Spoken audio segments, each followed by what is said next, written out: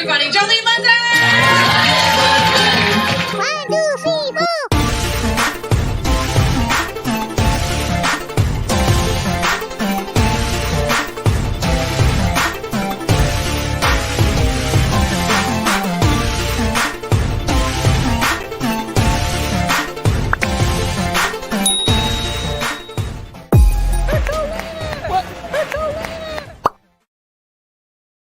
Welcome to the Big Brother Breakdown with Joleen. Welcome to the BB Breakdown with Joleen. That's me. Hello, everyone, and welcome to the Big Brother Breakdown with Joleen. That's me. I break down all things Big Brother. Tonight, we're going to be talking about Big Brother Season 24, Episode 23. And we're going to be breaking it all down, and we'll have some live feed spoilers, and it'll be a really good time. And shout out to my mods, Atharella. I'm just seeing your message here, so I will put slow mode on the chat. Alrighty. Okay. Hello, you guys. Make sure you smash that like. It helps so much. Let's set a like goal like we do. Let's set a like goal for 900. 900. You guys have been killing it, liking my videos, leaving comments. It all helps in that silly little YouTube algorithm that we all want to desperately be part of as creators. So thank you so much. 900 likes. Make sure you smash that subscribe. We're already on our way to 26,000. We just hit 25,000 subscribers. Now we're at 26. We might hit 30 this year. I don't know. That might be a lofty goal, but I'm here for it. Okay. I'm going to set my goal high. If you want to support the channel, Super Chat's a great way to do it while we're live. Super thanks. After the video posts, thank you to those of you who have done that. It's so appreciated. You can also join my membership on YouTube, the Lean Team, or one of my tiers on Patreon. I also have Venmo, Cash App, all that stuff. And please follow me on social media, Instagram, Twitter, TikTok. All right. We got that out of the way. Hello, everyone. Hello, everyone. Yes. Like, this is my new favorite pastime. So glad you're not on the East Coast. I know. I watched this episode twice. I watched it once on East Coast time and once on Mountain time. And then I was like, I'm just going to go live a little bit later. That's just what I'm going to do. Okay. Now, before we get into this show, we have 900 likes to go. We got a lot of opinions. Thank you guys so much for commenting on my edited videos too that I've been putting out. I've been having a lot of fun kind of creating edited content for you guys as well. And I'm so happy that you're liking it. That means a lot to me because it is a lot more work than hitting go live. I didn't know how easy lives were compared to actually having to edit stuff because I haven't edited shit in a while, or at least not a lot. Okay. But first things first, I want to do a little business shout out. Okay, you guys. And it is my friend Tamika Jones. It is her company. Okay. You guys know, if you are a part of the Lean Team, if you're new here, you will know that I am a lip gloss junkie. I have millions of lip glosses with me at all times. My friend Tamika created a business during the pandemic, lipesteem.com, and it is the best. I've been talking about it for 2 years now. She's also a Big Brother fan. She's a fellow Minnesotan like myself. It is a Black-owned, woman-owned business. If you love luscious lip glosses that are just, she just sent me a bunch to my P.O. box. And if you guys want to send me, if you have businesses you want me to promote and stuff, feel free to send me products to my P.O. box. It's in the description. They're just luscious. And let me tell you, these lip glosses are also gluten-free, they're plant-based, and they're cruelty-free. Tamika was also just featured on season 6 of Small Business Revolution on Hulu. So she's killing it. She took a huge risk during the pandemic to follow her dream and create these beautiful lip glosses. This one is, if you got to get gifts, if you just want to treat yourself, Candy Girl. Oh, I just got it yesterday, so I was so excited. This one tastes like chocolate. Oh my gosh. It is Blissful Dreams. Oh, it even smells like chocolate. Oh, it's so good. It's so good. And then this one, is it this one that's the mint? There's one that had a minty to it. And I was like, Tamika, oh my gosh, it's this one. Yes. Okay. So it's meant to be lip gloss. So I love a mint flavored lip gloss, but previously they just haven't had color. But oh my gosh, look at this. It's got glitter and the mint. And they're so soft. They feel so good on your lips. Like I said, plant-based, cruelty-free, gluten-free, supporting women in business, supporting Black-owned business. I mean, you can't go wrong. Lipesteem.com. Go give all the business to my friend Tamika Jones because she is killing it. Okay, let me rearrange these lip glosses. Thank you so much, Dan Barry. I appreciate you for the first super chat of the live. The quality of the lip gloss, it tastes like mint. It's so good. It's really good. And the prices are good. Everything is good. Everything is good. But I do have to say this one with the glitter and the mint is my favorite. And if you're looking for that one, it is mint to be. Oh, like meant to be. I just got that. That took me a minute. That took me too long. I need to get more sleep. I went to bed at like 3 a.m. and I woke up at 7. Okay, mint to be lip gloss. That one is my favorite right now. All right, let's get into this chaotic episode. I was so wondering what they were going to do, because I've been glued to the feeds, you guys, and spoilers and all that stuff. And it has been insane in the membrane. Okay. And if you've watched some of my edited videos or the Kyle Exposed live I did recently, you know that it's been a lot. All right. And I was wondering how they were going to incorporate this because there's been so much drama on the feeds. And let me tell you, they didn't give it enough time. Okay. Because they had to promote Billy Eichner's movie. I love Billy Eichner. I love him on the street. I love him in American Horror Story. I love him. And I know they have to do this, but it was just like, not this week. I mean, I think if you would have explained to Billy Eichner, hey, we got some racism going on. Can we just push this back? Can we push your little, Billy on the street, whatever the show's called? Okay. Yeah. I'm sure he'd be like, okay. Hey, Billy, is it okay if we just talk about your movie like next week? Because we got some shit going on. So, I mean, it's cute. I did like the aspect of, we get this in a lot of Big Brother seasons, but I feel like we used to get to see like all the candy, the setup was better. And this time it was just, hey, you guys go lay in the bed. I feel like Big Brother is like mad at them. They're like, go up in the HOH room, lay in the bed. Good luck. Alyssa, you want a Mexican Coke? I don't know if you deserve a Mexican Coke. Okay. Maybe if you break up with your boyfriend, you can get a Mexican Coke. But Mexican Cokes are for people who are anti-racist. All right. No. We have a good time here, you guys. We have a good time here. We talk about serious shit and we do comedy. Okay. That's what we do. So yeah, they just sit in bed and watching the movie. And then, they had to show us lots of scenes. And Billy Eichner's like, oh, it's a rom-com. It's a gay rom-com, which is amazing, because like Michael was saying, he never saw that shit when he was growing up. And Michael is like 12 years younger than me? 13 years? I don't know. He's younger than me. So obviously, yeah, we would have never seen that. And so to have the world progress in the way it has, where now we have mainstream movies that are gay rom-coms, I mean, that's pretty amazing. And then to have Michael, be the one to win this veto and get to go there and dedicate it to Hayden. Beautiful, beautiful, beautiful. Great, great, great. But we got bigger fish to fry at this point. All right.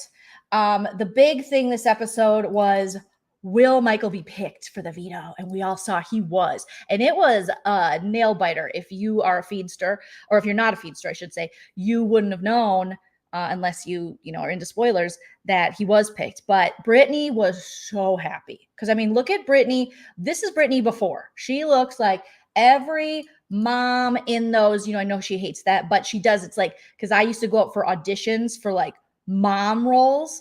And they would always be like, okay, make sure you layer, you want a kind of a messy bun or a messy braid.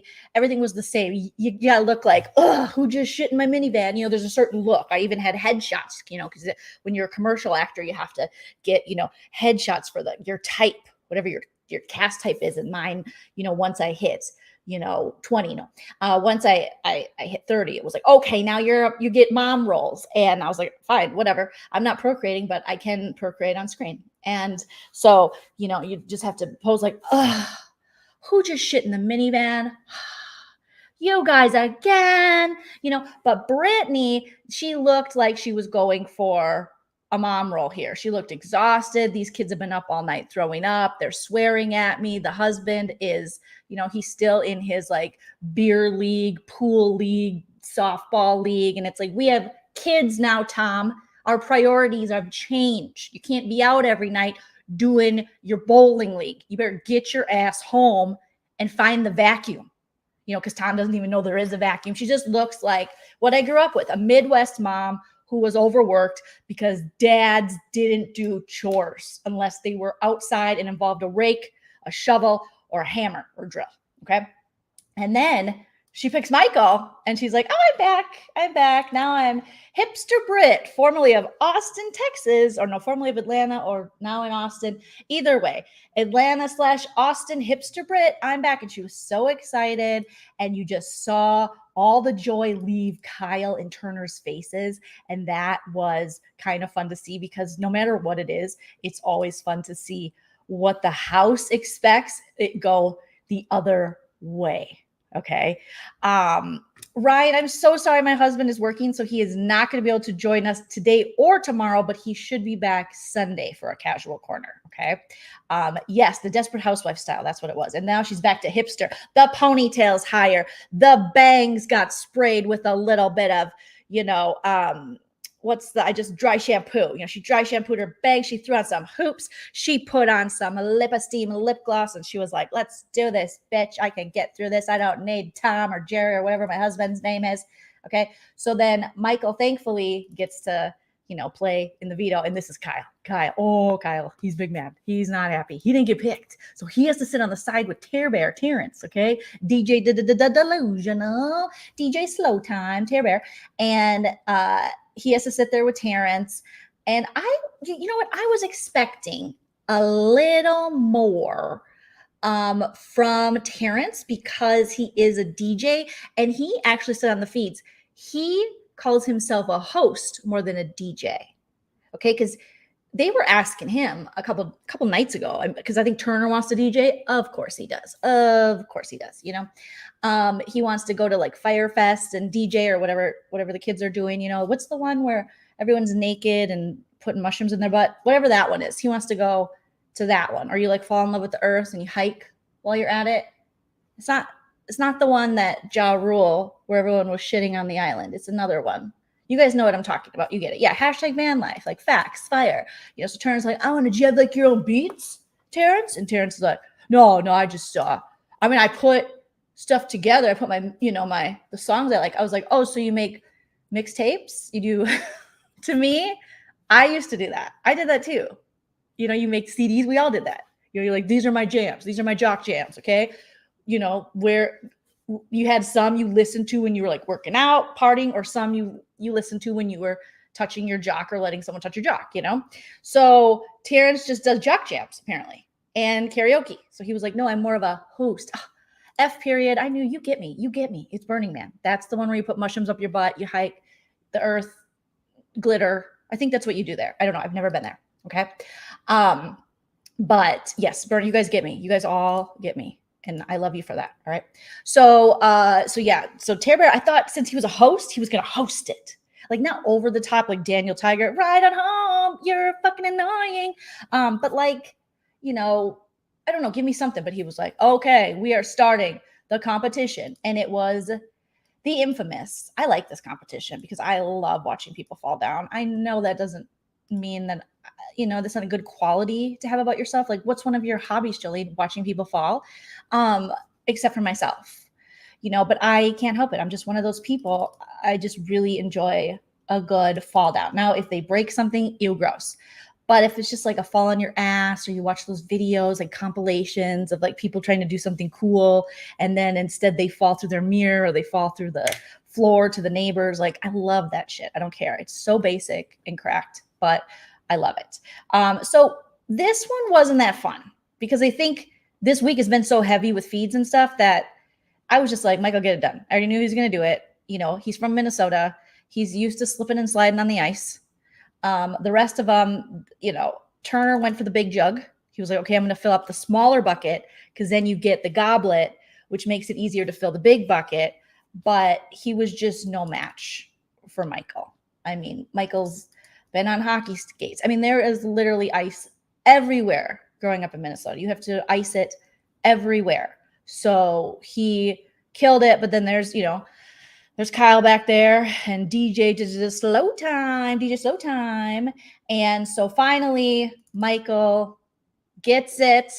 Alyssa, her Florida was showing. She was like, I I don't know. Michael killed it. And this is, if you're a super fan like Michael is, this is a really cool competition to win because it's like a big deal. And it is, I don't want to say it's infamous, but it's one of those ones where we always get like a fun little edit of, falling down and, oh, look, her tailbone broke, just really fun, cute stuff.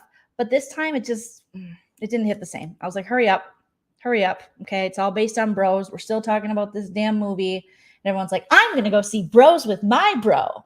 Well, I'm going to go see Bros with my husband. This movie was so good. Alyssa walked in the backyard and they had posters of like 40-Year-Old Virgin, the Amy Schumer movie, like all these comedies. She was like, these are the best movies ever. And I was like, slow your roll, 24-year-old. They're good, but these aren't the best movies ever. Okay. The more I'm learning about Alyssa, the more I'm learning is she is a thirsty thirst. She is a parched lady. She really wants to be famous. And I didn't really notice that because she's such a side character that I guess it didn't strike me that that's what she was. I just thought she was like one of those boring people. But no, she's like wants a YouTube channel. She's making comments on the feeds like, oh, I'm going to be famous. At least we'll be famous. When her and Kyle are like, boom, boom, boom, boom, boom, boom, boom, boom. Tell me what you're gonna do when you only last for 10 seconds every time. Boom, boom, boom, boom, boom. And they're raw dogging. Did you guys know they're raw dogging? I can't believe kids today, I thought raw dogging was a thing of the past because kids are just like so much smarter now, and because again, there will be spoilers. Because Taylor was counting the condoms and she was like, man, they're all here. No one's having sex. No one's sexing. And I was like, they're sexing and they're raw dogging. And Alyssa said she's going to get her period in a few days. But then there were talks today that she had to go take a pregnancy test. And I got a feeling, that they want to be bad parents. Like I have a feeling that they want to have kids and just procreate so that they can just erase somehow everything that has happened on the show. But yeah, even Kyle was like, oh, you want to be pregnant? That wouldn't be the worst thing in the world. Oh, and they're already like naming their kids, you guys. They are naming their kids. She's like, what do you think of Bo? And he's like B-O or B? She's like, no, like B-E-A-U-X. He's like, that's pretty cool. I like that. Yeah, I like B-O, but yeah, you like B-O, bro. So she's like, I always like the name Clement. Or what did she say? It was like Clemens or what was it? It was like Clement, Cement. Do you like the name Cement? I think it was Cement or something. She's like, I've always thought about that name. It's like, oh my God, do 24-year-olds not get drunk anymore? Do they not have any fun? I mean, is no one getting DUIs? No, don't get a DUI. That's bad. But I mean, what is happening? Give these people some marijuana. I mean, what are you doing? He doesn't even have a job. Yeah. Is London in France? I mean, do you like the name Cement? Pregnancy test. Yes. Oh my gosh. So yeah, she likes old-timey cowboy names. I don't know. But she was definitely Cleo. Is that what it was? It's Cleo. It's like Madam Cleo. Like I remember Cleo. Wasn't Cleo Call Me Now? Call Me Now. Like that was awesome. Like she was an icon in TV and commercials.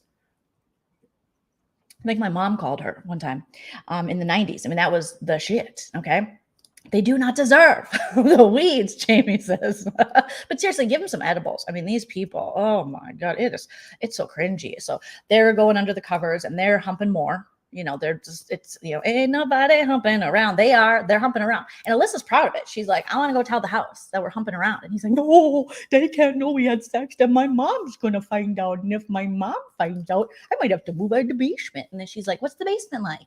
He goes, I got a fridge and I got a bed. She's like, I got a queen. He goes, I got a king. She goes, you got a king? I'm like, he is a 30-year-old man. If he didn't have at least a queen, I would be calling serial killer.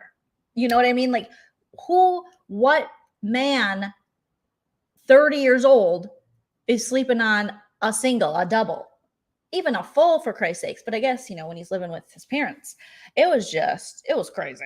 So she's like, that sounds nice. He's like, you got to pick up your plates. Like these are real conversations they had. And then they, were making out. Like if you saw my spoiler video yesterday, they had broken up. but she just wants to punish him because she's mad. And we'll get to that. I got to get to this episode, but I think this episode was kind of a waste of time, in my opinion, because they could have done so much more. So Michael wins the power of veto. He's like, yay, my 87th win. I hope no one realizes what a threat I am. I mean, they literally were asking him on the feeds, do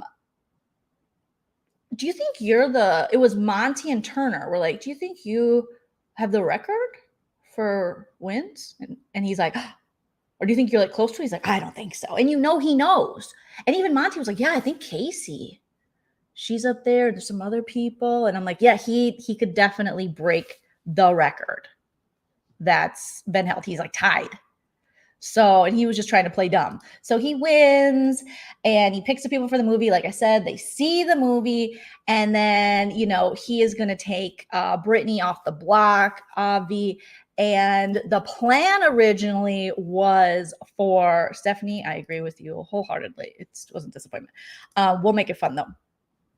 The plan was to backdoor Monty then, if they couldn't backdoor Michael. And whose plan do you think that was, you guys? I'll give you a guess. I'm going to give you a minute. Put in the chat, whose idea do you think it was to backdoor Monty? Just why I know this is a really hard one. This is a stumper. This is a stinker and a stumper. Okay. So Michael just won the cookie. Oh, he won that too? Yes, Jimmy Neutron. Kyle. I know. I couldn't believe it. Kyle targeting people of color in the house. Get out of town. Speaking of which, Brittany and Michael are now about to make us all go,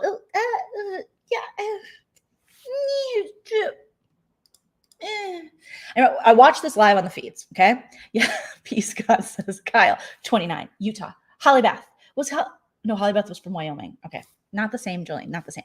Okay.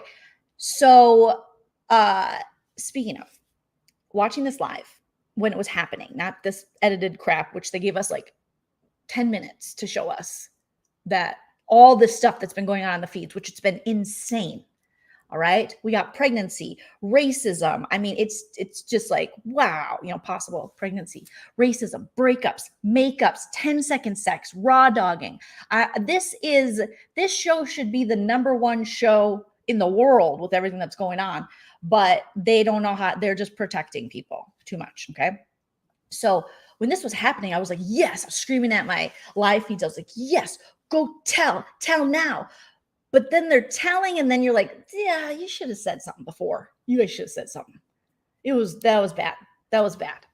And the way they edited it, casuals are going to destroy Michael and Brittany. And unfortunately, they're also going to try to destroy any theory that Kyle was being racist or bigoted while he was targeting the people of color in the house, because they didn't even show it correctly. So when Michael's trying to explain it, they were just showing it.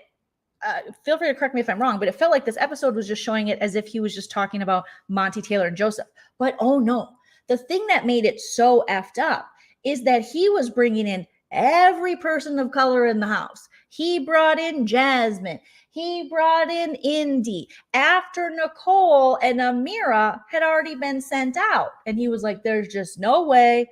They're not all going to come together. And Taylor said it best. Taylor said, we had something so good, Kyle. The leftovers, we all were like, leftovers. I've never liked leftovers that much in my life. I'm normally like, trash, make it fresh, hot and ready, hot and fresh. But I enjoyed leftovers so much. And she's like, I was loyal to the leftovers. And you, because of your fear of people of color uniting in gameplay, threw all of that out. All of the conversations he had, all of the relationships he had developed. Him and Monty were pound. They were in the pound. They were pre-leftover aligned. And he still doubted him. He still was more afraid that people of color would have any power in this game. And that, again, is why it was so important for the cookout to exist. Because we still live in a country where people of color and women aligning and having power scares the people who are in power. It does. And this is just how it is. That's why else have there been so many roadblocks put in the way of marginalized groups? Why have there been so many roadblocks put in the way of minorities in this country if they're not afraid of people gaining power and uniting and actually recognizing that they are a force? And that is why the cookout was so important. And again, I can't stress this enough, and I shouldn't have to say this a year or so after, with so many people who explain it much better than I do, why the cookout is not racist. Okay. I'm tired of seeing these comments, and I will put like a whole case. I'll have, clips and everything, and they'll go, "That's stupid. They're racist. They work together." And you're talking about a group that was not represented on this fucking show for 23 years fairly compared to their white counterparts. And white alliances had swept through. Whether it was spoken outright, "Where's the white? Where's the white?" It was inferred. It is just what was done because it was the norm. So the norm was for white people like myself to find other white people, as you'll see if they show properly. What Kyle was saying is he was drawn to people that he felt he could trust and who looked like him. And that's a lot of the problem in the United States, is that we're conditioned with under white supremacy to be like, question people that are minorities, question people of color, question, and that's how the system overall exists. Is there's so many things going on that we might not even be cognizant about, that we are taught, whether it is a conscious teaching by our parents, family members, teachers, the news, the media, the politicians, or not. That is how it is. And admitting that takes nothing from you. It actually gives everything back into society and allows for progress. Because the people who are the most offended by anyone bringing up their privilege or their white supremacy are those who must gain something from that and are afraid of losing it. Otherwise, why would that upset you? That people feel marginalized, discriminated against, and they want to work for equal rights, and they want to work to be represented and seen in places they haven't been seen in the past, like Big Brother. Why would that upset you, other than it fucks up what you're used to, your status quo? How does the cookout really affect you? We had to see a group of people that were not represented on this show actually be represented. And it took them, which will probably never happen again, casting a certain amount of Black house guests that they had never done before. Never going to get it in Vogue. Never going to get it. Okay. So we got that in the cookout.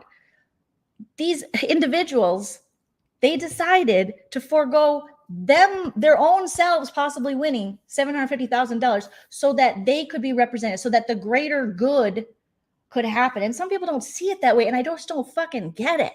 Because it's like, you're actually, if we've learned anything, it's that when you're able to I wanted to say awareness, but I know that's not the correct word, but representation is so important in so many things. Because if anything, this will only bring more people to be fans of Big Brother, people who might have felt excluded. I know my friends of color who are, Big Brother fans in the past have definitely, I have had multiple conversations with multiple friends about how they have had to stop watching seasons, how they felt excluded, how they found a hard time even finding, other people of color to talk about this show with, and this show was just so freaking white for so long, and diversity was lacking, so it baffles me that people don't see that representation is going to invite more people to the party, and that's a good thing. That is a good thing. Progress, diversity. No one's getting handed shit. If anything, that's been withheld. And when the scales are actually, somewhat equal, then they have a chance to make history. But again, as you see, now the house guests have to go in, the Black house guests have to go in and be worried that people are going to think we're working together, because heaven forbid people of color work together. And you cannot. I am sorry, but Black people can't be racist. You can't. You can be bigoted. Sure, they can be prejudiced, but they can't be racist. Race plus power equals racism. Like, you understand, you can't be a marginalized group. You can't be a group that is not in control and be racist. So stop leaving these comments on my fucking YouTube and educate yourself. It doesn't take that much. Prejudice and racism are two different things. People can be prejudiced. People can be bigots. I know people of color who are bigots. Hell, one of them covers Big Brother. But I mean, they can't be racist. So save that. That's the definition of the fucking word. You don't get to call Merriam-Webster and go, hey, what's up? It's me, White Todd. I'm mad because I think it's racist that the whites were excluded. The one time the whites were excluded, look how mad you are, Todd. How do you think all the people of color who ever played this game or watched this game have felt for 23 seasons? One time you felt excluded. They did for years. How do you think they fucking feel? Huh, Todd? So save it. It's always some fuck named Jeff or Todd who's coming in my comments section. Stupid liberal idiot.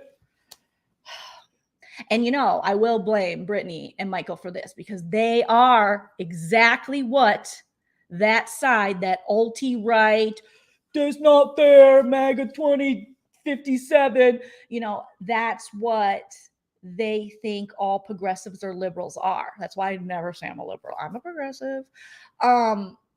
Is that kind of weak, performative, because what Brittany and Michael did, it did come off as performative, because in the moment, they should have shut that shit down. You should have shut that shit down.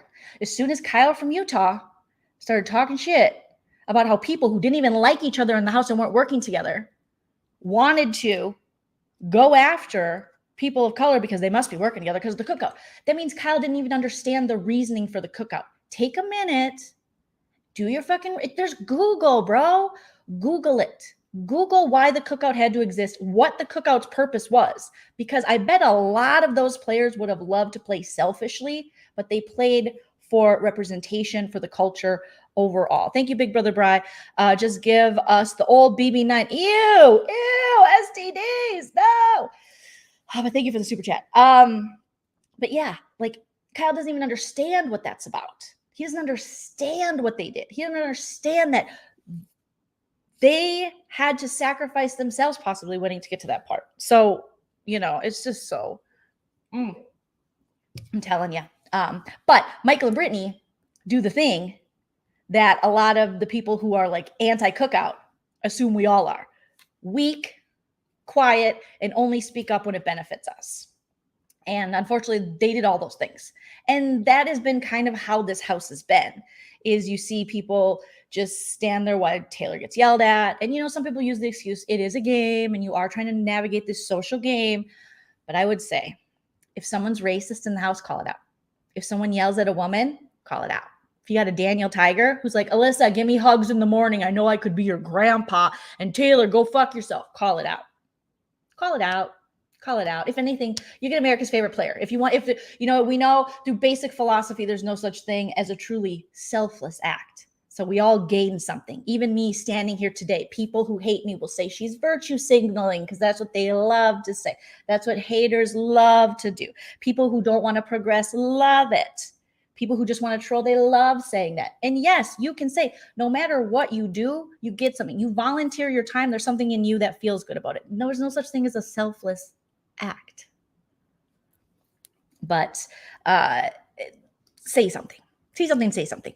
Natalia, thank you so much for the super chat. Love this conversation. Turner escaping blame is crazy because he knew too. Here's the thing. Kyle thank you, Natalia, had conversations. There's even tonight when Alyssa was like, I didn't know. I was like, cut to Alyssa knows. Now, she might not have understood, because here's the thing. It might be so subconsciously conditioned in her to be like, oh yeah, that does, sure. A bunch of white people together, that's been my whole life. Like, she might honestly be like, that doesn't sound sketchy, because he was sitting in the bubble room on the bed and he was saying, because I think people, they have stuff in common. So, they might come after us. I'm paraphrasing, but then he named, the people of color in the house, and then he named the whites, but he didn't propose it to her the same way that I heard that he proposed it to Michael and Brittany. Michael, you're too smart. You're a lawyer. You got to call it out. You got to call it out. You're my Minnesota friend, but you got to call it out. You can't sit, but you can't be complicit to this shit. This is almost to the point where now people that are complicit are worse than Kyle's. And, I think both sides they're going to get dragged by both sides, and it's not undeserved. Okay. And I think they know that. And the thing with Brittany and Michael, the type of people, they know all the right words to say, and that's fine. And you can be like, well, I understand. You don't understand until I see your actions that you understand. You don't understand. It's the same way I feel about feminism, to stand up for women. You don't understand until I see you stand up for women, until I see you give a shit. Whether that's through your actions of voting or, the stuff you put out into the world. Otherwise, you can say it. Like, the male feminists, like a Daniel Tiger would probably consider himself a male feminist. We've talked about this previously, but really he's like, no, thank you. We don't want any, but really he's just there to like harass women and hit on you and call you your sister. There's an Ani DeFranco song about it. It's called Gratitude. Someone offers a place to stay. It's like, oh, we can sleep in my bed like brother and sister do. It's like, please don't, please stop. This is not my obligation. What does my body have to do with my gratitude? So that's the type. That's just the type I think Daniel Tiger is. So if you are what you say you are, if you're anti-racist, then you better act like it. If you're a feminist, then you better act like it. You can't just say it. You can't just know all the big fancy words. You actually have to act. Busy Blue, where are you? Where are you? Busy Blue is supposed to be joining me. He was live earlier. Make sure you sub to Busy Blue Mods. Drop the link in the chat for my BB Besties channel, Busy Blue. There was a Friends episode about nothing being a selfless act. Let's watch. He knows I don't like Friends. He loves Friends. Busy loves Friends. I love Buffy the Vampire Slayer, and he drags me for Buffy the Vampire Slayer, but I'm not a Friends person. You know who's a Friends person? Turner. Turner's a Friends person. I'm just saying. Let's watch. Thank you. Taylor. I'm not going to vote for anyone but Taylor for America's Favorite Player. I'm just not. Her journey has been wonderful. The way I've watched her entertain us with the lays, the way I've watched her entertain us with her own. She's like, I think she said she trained people on like diversity stuff previously, maybe through a job or something. And the way she has had to deal with, even since this came out, with fucking Kyle and stuff, and we'll get into that, but she's going to get it. She's going to get my America's Favorite Player. And that's, yeah. If she wins, I think I might vote Joseph then. Would I? Who else is there? Yeah, I guess I haven't thought about it because I just think I'm just going to vote for her. I'm happy they did it too. Black Girls Code. I am happy they did it too. So as much as I wish they would have said something sooner, and I think this is a learning opportunity, we're going to hear a lot of that, I'm sure, in tomorrow night's episode. I'm happy they did it. But again, we could have, once we see on the feeds the pain that Taylor and Monty specifically are going through, that's real human pain. That's real human trauma that is being brought up by what Michael and Brittany think is like, well, yeah, but it's Monty. Here's the thing with Monty. He thought he had a real friend in Kyle. Monty, he's had a rough season. There's been times where I've been like, and then there's times where I'm like, Monty, I think, I can't obviously speak for Monty, but what I've observed in him is that I think, of course, just through what he was talking about with Terrence on the feeds, and it's in my last video. If you guys missed it, I have a little clip in there where he says, I just want to be fucking free.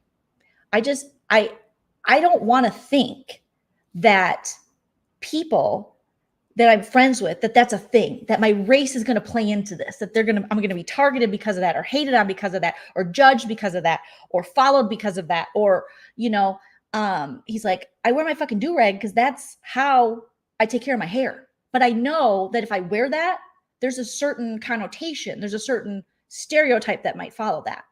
But I can't not be me. I just want to be me. And it was heartbreaking because it's like, again, for me as a white woman, I never had to think like that. I never had to. So the fact that he wants nothing more than to just not have this be a thing. So that's what always makes me so grossed out when people are like, oh, throwing out the race card. You think Black people love throwing out a fucking race card? You think that's enjoyable for anybody? No. You wouldn't want to have, first of all, there's no fucking race card. It's like real humans sitting here saying, I just want to be equal to you. Why does my skin color in the United States of America still have such an impact on how people will treat me, on what I will get in the world, how much I will be able to achieve, where I will be able to live, how I will be treated by the police? What, why is that still a thing? And that's what I see in Monty, is that I think sometimes he might allow himself, as he should, to think, no, it's getting better and it doesn't matter. And he said that in this conversation. Every time I tell other people in our community, he was talking to Terrence about talking to people in their community, that he's hopeful. He's then reminded that it still fucking exists. So this man wants nothing more than it not to exist. No one benefits from a race card. There's no affirmative action prize for every time someone's racist. It just causes more scars and damage to the people that have to experience racism, like Monty and Taylor and Terrence. And the way people deal with it is going to be differently because of their own people. You see Terrence, he's heavily into, I'm going to fix Kyle. Kyle's great.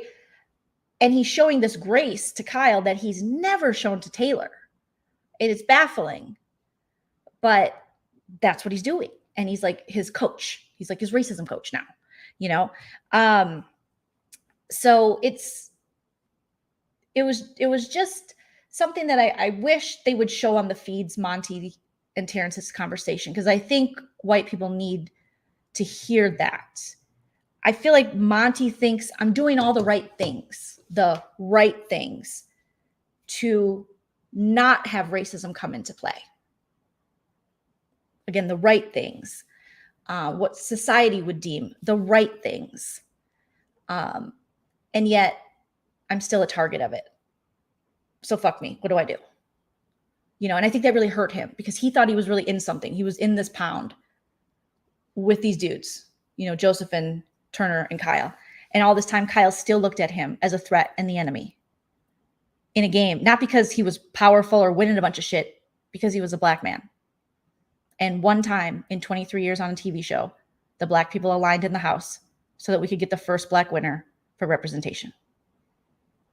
And that scared him more than a developed friendship. And he rode with that more than a friendship he had developed and a man he got to know living in a house with. So that shows you how strong bigotry and racism actually is, and how much we are taught, whether consciously or unconsciously, to fear marginalized groups and people of color from getting power. And I just don't see how that's not how. That's like the world. That's the world we're living in. Okay. So to see Taylor and Monty have to get this information, Brittany and Michael, yeah, you could have taken this burden off of them because they have to now relive a bunch of trauma. And then they're under a microscope of how they're going to react.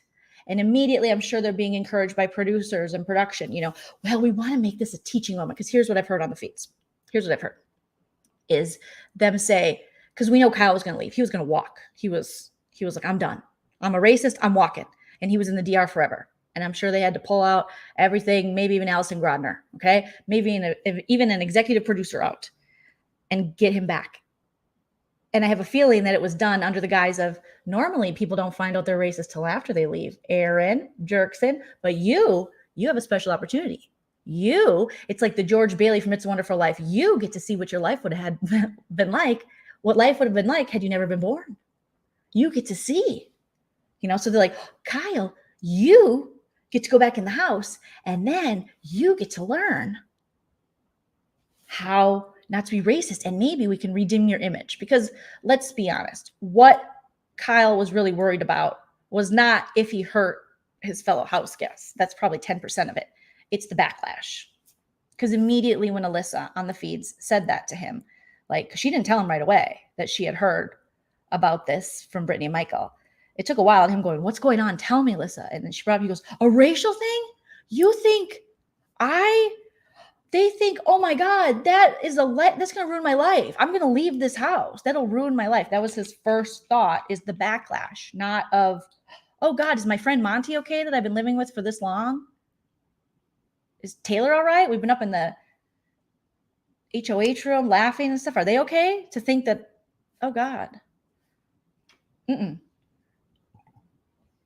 So now we get Kyle's redemption week. It's the redemption arc. So now they're taking the racist rather than wait, because again, nobody usually speaks up on these seasons about racism except for Shima. And look what happened to her. They're like, you have to get out of here because you throw one mic into a hot tub. Well, who hasn't been mad enough to throw a mic in a hot tub, especially on Big Brother? Okay. But really, I don't know a time when white people called out. I mean, even Jeff, when he was, talking homophobia and talking about how Dumbledore can't be gay, he's with kids. And Kalia's like, what are you talking about? And everyone just kind of laughed. He's like, come on, you're trying to be PC, but you can't be gay around kids. Like he's equating homosexuality to pedophilia. And Kalia, a Black woman, had to be the only one to stand up and be like, Jeff, that's wrong. So why do we always have to have, especially on this damn show, the people of color are the ones that have to carry the burden and fix the problems of the white people? So Kyle's coming back and, he comes back in the house. Now we're over this episode because it was like, what a waste of time. You could have edited this better. There's so many great moments, but, Kyle's probably, he's going to go on the block, whatever. We'll see how they do tomorrow with tomorrow's episode. They better, there's so much they can do.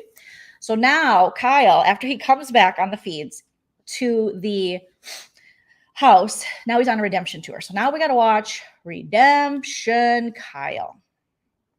And he's walking around and he's like, I feel so bad. I feel so bad. I'm so sorry. And he's crying. Of course he's crying. Okay. And he's talking to, Terrence is coaching him because Terrence is like, don't worry, you're young. And Terrence is like, he's a young guy. Like he's 30. He's 30. He hasn't had any experience. He lived in Australia. He said he was on a Japanese base. It's a learned behavior. He said his grandma's a racist. So he's met people of color before. It's not like he's been in Utah since the day he was born. He's been other places. It's just a learned behavior.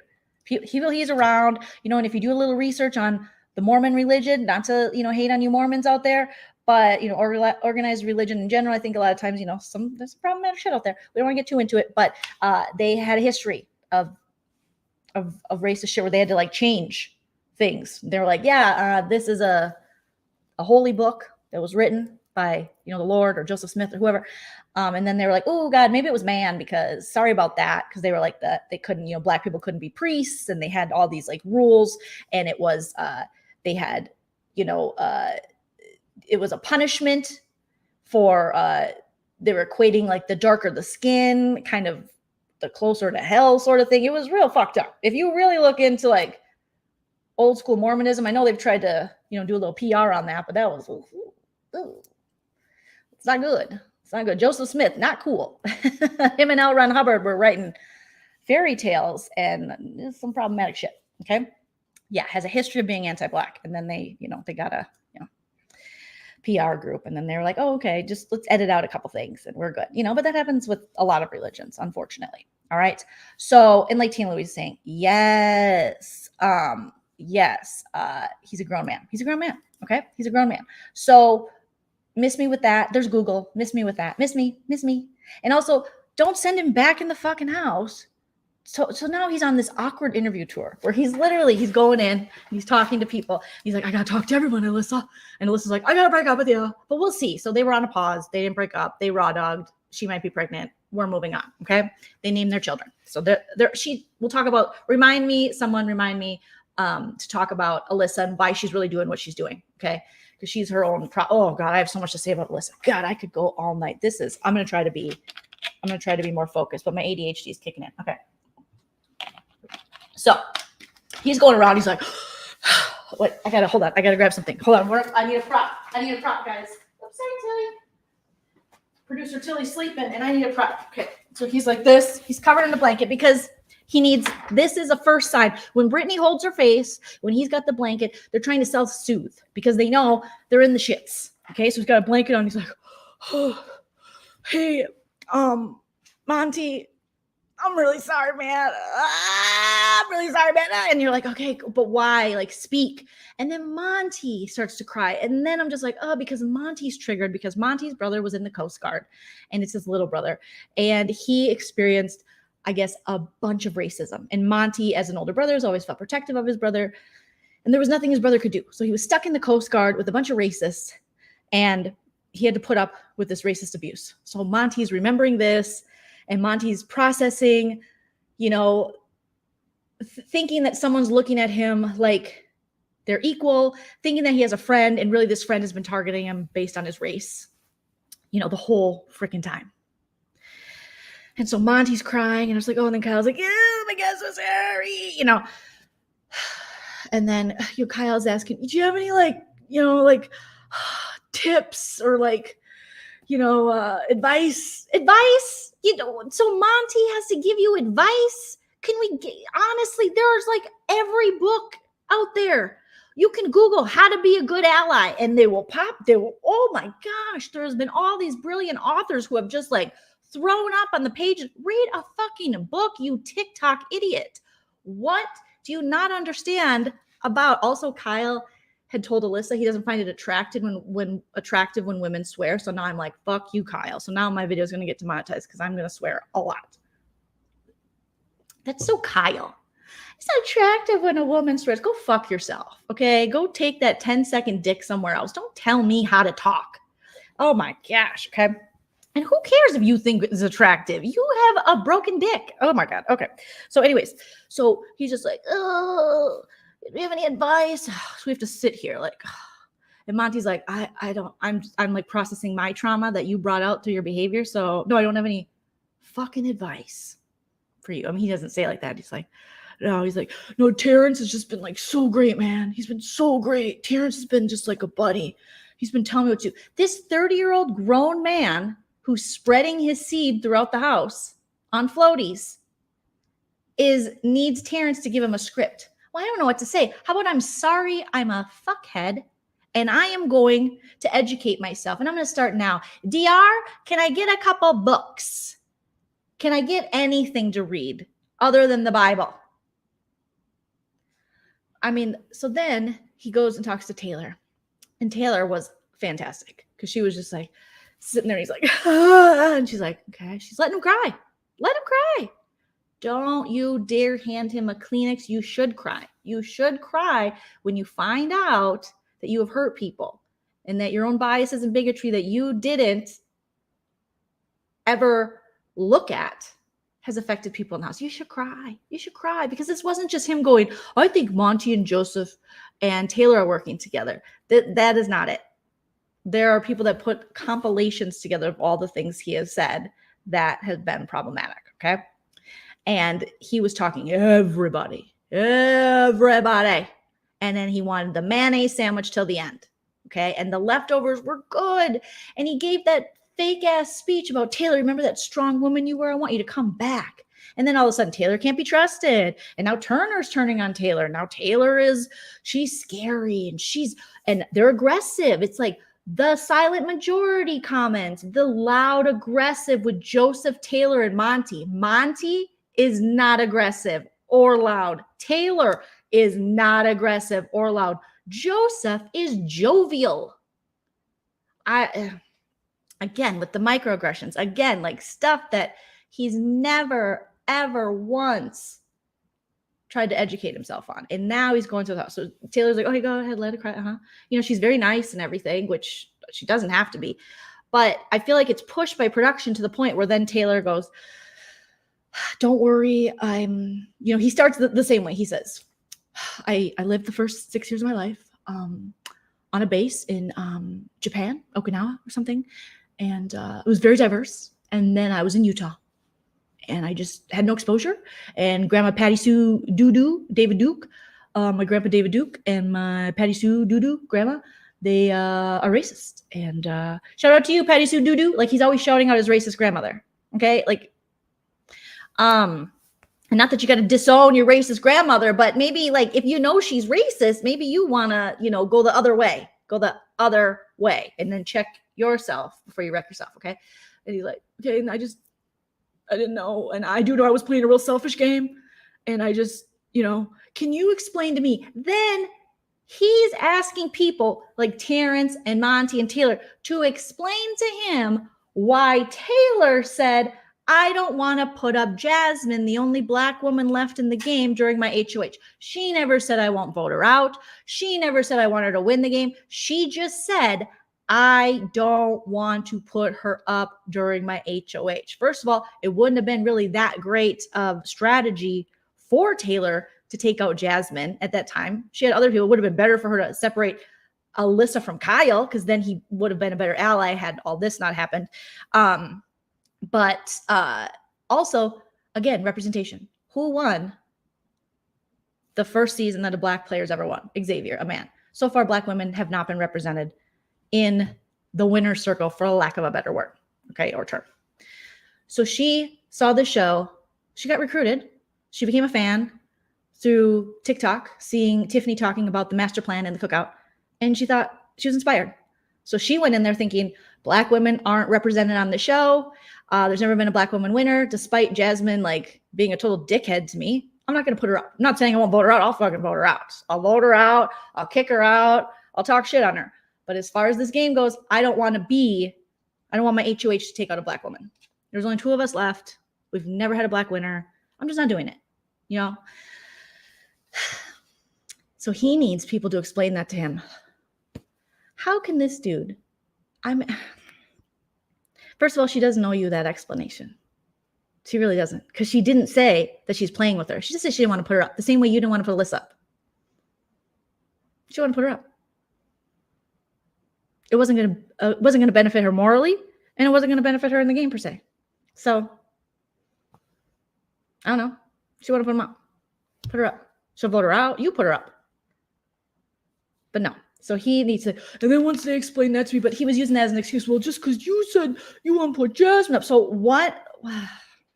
It's such a reach to get that far. It's like reaching to get all the way over to that, and it seems pretty self-explanatory, but here we are. Okay. So Kyle is going around. Do you got any tips and tricks for me on racism? And then he has to take a little racist break and go upstairs in the floaty room and be like, I remember having sex up here. It was way more fun. 1, 2, 3, 4, 5, 6, 7, 8, 9, 10. Okay, ready or not? My wiener's done. And then he leaves.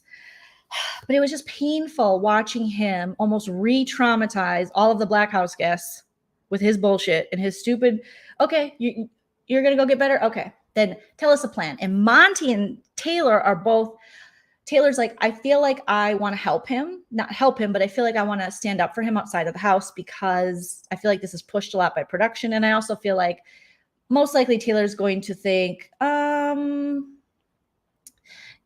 how is America going? She has to be cognizant too, something that, Kyle's like white privilege doesn't understand. She has to be cognizant of how she reacts to things as a Black woman, with America having so many negative traits that they already put on Black women as it is. If for so little of things, the same way that Taylor explained that when Kyle said, what if we're targeting Alyssa? When he said to the cookout, when he said to the leftovers, what if we're targeting Alyssa and we think she's like some, manipulative person? She's just a nice girl. What if we're hurting a nice girl? What if we're taking a nice girl out? And Taylor had to tell him, wow, the privilege that Alyssa can even be considered like a nice girl. When I never got that privilege in this house. From the moment Taylor walked in, she's a bitch. She's a slut. She's a this, she's a that. Never a nice girl. And Taylor has arguably been, not even arguably, she has been the nicest woman in that house. The nicest woman in that house. But she has to watch how she moves. Because if she moves a certain way, it's like, she's a bitch. She's, because they all thought she's going to pop off. She's going to get aggressive. She's going to do all this stuff. And yet she's never once got aggressive.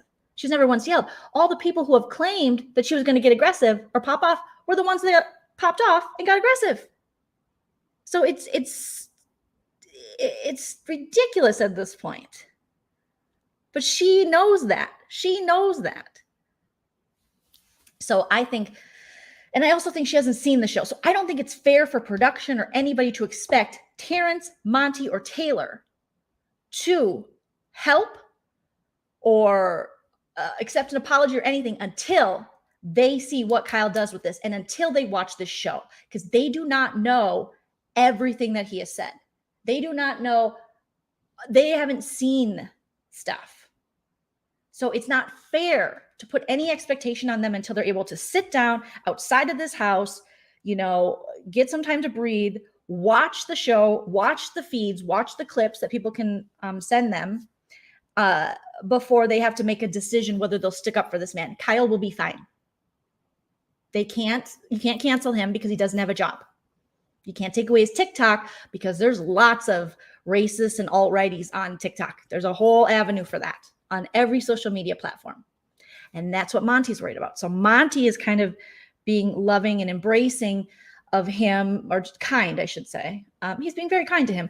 And he says, because again, it's on the people of color in the house. It's their responsibility to how they react to Kyle's racism, because if they don't react nicely, they're afraid that Kyle will go to the dark side.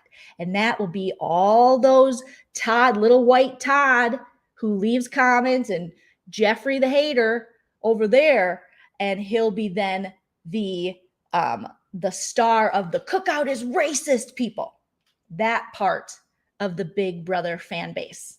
So Monty's like, I would rather lead with compassion and empathy and kind of help him so that he doesn't go that way, which we'll see, because this happens a lot in the game. They say, remember Jerks and Mickey? Oh, he was going to go and he was going to learn something, and all he learned was where the weed at.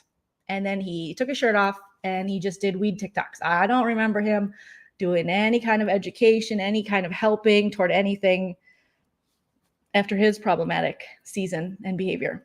So I wouldn't be surprised if what Kyle is saying now, he doesn't actually do anything. He gets out of the house and he can so easily, like Monty was explaining, just go back to that same life where I'm sure his family and his mom are going to pull him in closely and go, no, they were so hard on you, guy. They were so hard on my little guy. My little guy, he doesn't see color. Oh, what color's that blanket? He doesn't know. Don't ask him. God, my poor little pasty pale guy. Oh no, because that's what'll happen. He'll go back in. They'll want to protect him instead of, because most likely, those values lie within them as well. Those feelings lie within them as well. So if they call it out, or if he makes changes, they'll be like, whoa, whoa, whoa. Then they might feel some type of way about that, and it might affect the way they look at themselves. So I think Monty is cognizant of the fact that he could head down a whole other way and he could be the new alt-right hero. He could be out there and be like, yeah, look at this poor white boy. Like, oh, he's so young and all American. Remember, Kyle described his relationship with Alyssa in the mirror while holding her and had his arm around her. And he goes, this is what people see when they think of the all-American couple. This is what they think of. This is what it looks like. There's a big population of people that would say it's not. And how many people are you leaving out? And where do you think that kind of belief stems from? Well, that's what he's been conditioned to believe. That's what we've all been conditioned to believe in society. But it's not true. But he's never even questioned that. And he says that and doesn't even know that saying that is like, dude, that's problematic. It's fucking problematic that you think that. So let's say Monty and Taylor were in a relationship. They're not. But let's just say finding two people in the house of similar race, just like he and Alyssa are a similar race. So what are they then, Kyle? What's Joseph and Taylor? What's Jailer then? If you and Alyssa are all American, what's Jailer? It's again this idea that has been ingrained in us as white people, and it just has, and it's okay to accept that. We didn't make the rules, but we can definitely recognize them and see how we're benefiting from them and see how other people aren't benefiting from them and make progress toward a better way. It's fucking frustrating that he just doesn't know that. So hopefully they're hoping outside of the house he does educate himself on this. But what I was saying is this, sorry, my ADHD is kicking in. It's this idea that you have to check in yourself too as a white person. I know that, having to check it in myself in the past, of what we're told and what media presents to us as being all American and America's sweetheart, or what America looks like, is in fact not what America looks like. America continues to be a melting pot, but under white supremacy, we are still seen as USA number one. And we look, whether we're cognizant of it or not, whether we're willing to admit it or not, we do have to check our minds to not look at people of color as outsiders. That's why you will see so many people. I have to even tell my sweet mom, Nana, and she, she'll be like, well, I'm not, but it'll be like, where are you from? Well, America. Well, what? Well, I'm from America. And you'll hear so many white people ask people of color that, but where are you originally from? I'm from here. Because we don't think, despite, not to go way back, but despite us, and I didn't do it, okay? And so I'm going to get Todd and Jeff going, I didn't steal the land, but we started on stolen land, but somehow we were like, well, we stole it the best. These people came, we came over, and these people who were already here they tried to befriend us. You know what we did? We were like, fuck you, just kidding. And they thought they were making friends, and really we were robbing them. It's like your friend that comes over to your house, and shit's missing. I had Uncle Larry like that every Christmas. You better not have any cash, because Uncle Larry will find it. Okay, my dad used to save stuff in his sock drawer. He saved cash. Larry'd be like, I got to use the phone in your bedroom. Why do you got to use the phone in the bedroom, Larry? Because he knows the cash is in the sock drawer, and then there goes your Christmas money. Okay, so we're coming in like a bunch of Uncle Larrys, and we're just like, oh, God. Well, this looks nice. It's ours now. This is mine now. And then for the other time, we're going to make the rules, and we're going to benefit from it, and everyone else can fuck off. And if you question me, you're the problem. You're throwing out the race card. You're a libtard, and that's just how it is. So that's who you want to be. Fox News. Vanessa, thank you so much for the super chat. I've been watching you since the pandemic, and love your BB coverage. Thank you so much, Vanessa. I appreciate that so much. Don't be an Uncle Larry, Don't be. Yeah, stolen land built by stolen people. Yeah. That is what America was founded on. Literally. And you can't say, well, that was forever ago. We are still in that cycle, that pattern, because we refuse to even recognize that history is history, or teach history that's history. Instead, we're like, Christopher Columbus came over and he was a nice guy. And he had the Nina, the Pinta, the Santa McButta. And they came over and they were like, hello, Native Americans. See, we use the right terminology. And we sat down and we were like, do you like turkey? I like turkey. Let's have Thanksgiving. And they invited us here, and then we stayed.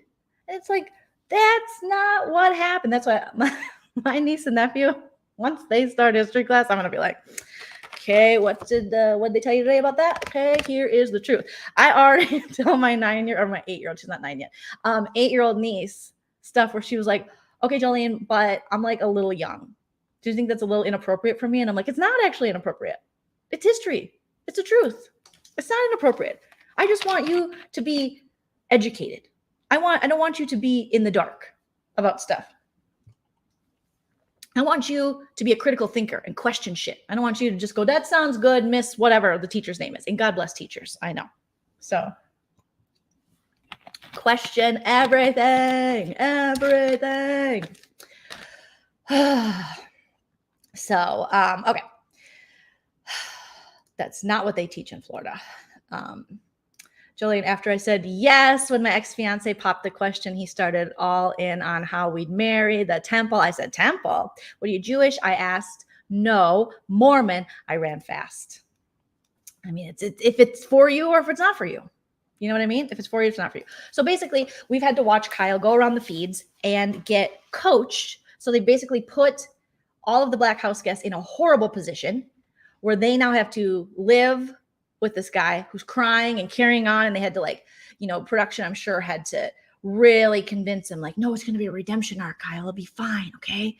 And he's like, okay, this has been so hard, but I know it's been hard for you. So you'll catch him being like, it's just really hard. And then you'll catch Alyssa. So let's get started on Alyssa. You will catch Alyssa saying, I have anxiety, and it's really hard for me because there was all this gaming going on that I wasn't a part of, and people were up in rooms and they were talking about getting rid of me while I was having panic attacks because I was laying in my bed waiting for 10 seconds. I was going to say joy, but it couldn't be that joyful, you know? And so she feels like she was victimized the same way someone who thought they had a friend and found out now that really the friendship didn't matter because all that mattered was that they had black skin and that they were working together based on Kyle, just putting everyone in the house together. So all that mattered was their skin color. And all that mattered was the fear of the one time in 23 seasons seeing people of color work together and win something scared the shit out of him to the point where he threw all of his friends under the bus. All of them. So Alyssa, she's like, and I know what that's like. I know what it's like, racism and stuff, because Kyle's my boyfriend and he lied to me. That's what 24 is about. If you are not 24 and you haven't been lied to by a boy, girl, or someone you're dating, then you're not dating right. Or maybe you're just, more evolved than I was. But that's all that happened when I was 24 is I just got gaslit and lied to by dudes. I was like, oh, okay, that sounds good. What, you got a friend? Yeah, so she's pretty hot friend. Guys, oh, you slept over? Oh, I'm sure that's not a big deal. Oh, I'm going to be cool. I'm going to be cool about it. Yeah, that's totally cool. So somehow this woman, again, who has done nothing. She was supposed to be cast on Love Island, allegedly. She wasn't going to be the main ticket item. She wasn't going to be a star on it or something. She got Big Brother instead. She was like, I guess I'll take Big Brother. Because this is what happens when we recruit looking for, beauty or showmances. So she just came on. She was like, yeah, I'm a super fan. She wasn't a super fan. Okay. She saw it on when her grandma was on hospice and then it was on the TV. No, her grandma's still alive, you guys. God bless. Why would you say that? That's horrible. But no, she's not a super fan. But she's walking around the house like, it happened to me too. And it's like, no, it didn't happen to you. You fell for a guy. You fell for 10 red flags. Okay? 10 red flags you fell for. A guy with 10 red flags inside of you and outside of you. All right? Lives in the basement with mom and dad.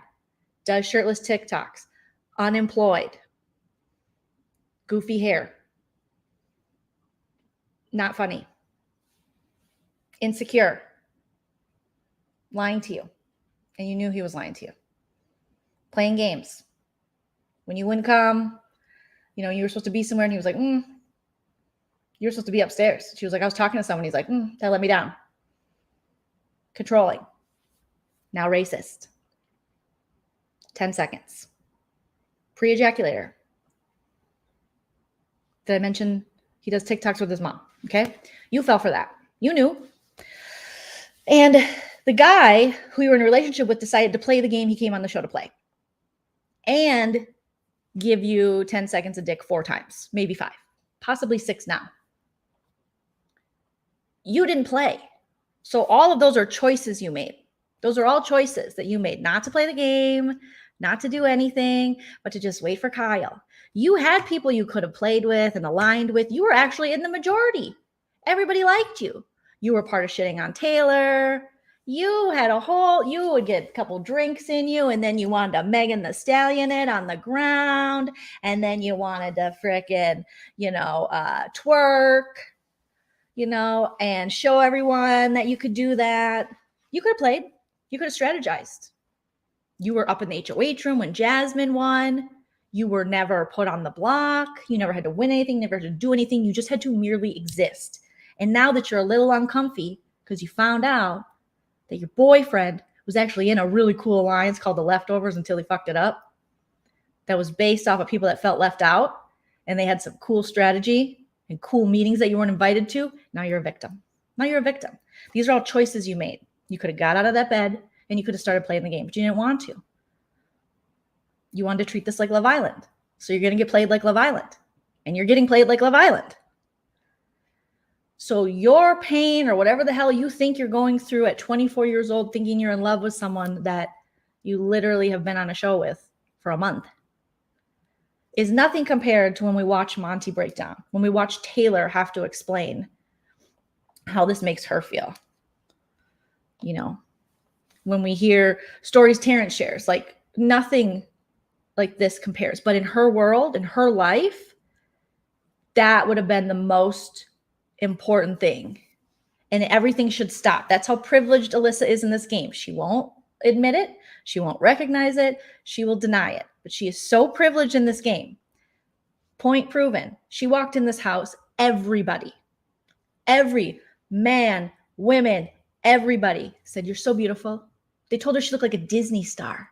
"You look like a Disney princess. You're so beautiful."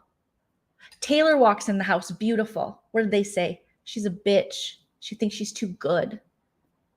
We got to get rid of her. She's mean. She's a bully." All because she is a pageant. So she walks like a pageant. She walks with confidence. She wore a bikini and heels, and they slut shamed the shit out of her. Ho on a stroll. Nicole had a field day with all this too. Alyssa is literally having sex in the house and proud of it, which I don't believe in slut shaming any woman. Get your sex, even if it's 10 seconds, I guess, you know? But she's the one, her only game move is literally in bed, yet Taylor is slut shaming, she's not. If she doesn't see how lucky she is in this game, she should be targeted in a showman's. If anyone's going to be slut shamed, it should be her, even though, again, I don't agree with slut shaming. I think if you got to get a little dick, you got to get a little dick, okay? I think this is part of the problem, is we teach women, well, America saw you fuck them, so now you better marry them, because you better be a Jeff and Jordan, otherwise you're a hooer. You know, you can't be a Cat Dunn. Well, why can't you? Maybe you just wanted to get a little, you tried it, and you're like, yeah. But now I think she tried it, now she's got to buy it. You can rip the tags off and still return it. I've done it before. Again, that could be part of my privilege, but you can. You get the receipt, bring it back, return it. Sometimes they'll just give you store credit and you can pick up something else, but you can try, you don't have to buy. That's why they have fitting rooms in stores. Okay. Maybe you want to take them in, maybe take the guy in a fitting room, but definitely protection. Use some condomage and some birth control-ies, you know, pop a couple pillsies, because we got the Roe versus Wade going on now, girl. And you live in Florida, so you're fucked. And that sucks. Oh, right. Yeah. Florida would be, oof. Oh, God. No, don't get me started on that. Okay. Yeah. Return it with the receipt. Kyle's got the receipt. Return it with him. Okay. But I think in a lot of ways, she's like, okay, well, everyone saw me do this, so now I better stay with him. Because it's this weird relationship where even though she dumped him yesterday, it was like, you've never put me first. And you played this game for you. And I deserve better. I deserve a guy that's going to play this game for me. What? Who? Huh? What? Huh? Some people are like, Alyssa was crying about the racism. Alyssa wasn't crying about the racism. Alyssa was crying because she found out that her boyfriend was having tons of fun without her. And she's mad. And you're not going to forget it. She's that type. I know Alyssa's type. Alyssa's mad. She's mad. She's going to remember this forever. She's going to be like, it's fine. She'll lure you back in. She'll shake her tots. You know, she'll do a little Roomba down below, you know, but she'll remember. Remember that time that you were upstairs in alliance with Taylor? You know how you stayed out last night past 10? It kind of reminds me of the times when you were up in the HOH room and I didn't know, and I was having a panic attack and I was writing my poetry and I was like, dear Kyle. And I couldn't find you. Just reminds me of that. So Alyssa's going to make him pay. And now Kyle's in his apology phase. And there's this part, not because I know from previous experience, but I know what it's like to be a, let's say immature. I dated in high school. I know how to manipulate a boy or two. Okay. And she's at that part where now he's apologetic. You're perfect. You're great. So it's like, that feeds her. So she's like, okay, I'm back, but I still fucking hate you. We're not together, but we are. Let's name our kids, but we're kind of broken up. Do you want some of this? I'll give you some of this. But also you hurt me. Tell me how great I am. It gives her a sense of power she didn't feel she had before with Kyle. Now she has the upper hand in this very toxic relationship, and she's going to hold it against him. And eventually he's going to go, fudge. He is going to just he's not going to be able to deal with it if they pursue this outside, because she will never forget this, the disrespect that she felt and that he put upon her. And rather than just doing the right thing and breaking up with him, she's like, no. So then she'll love bomb the shit out of him and be like, no, you're perfect. I like everything. He's like, do you think I'm too skinny? No, you're perfect.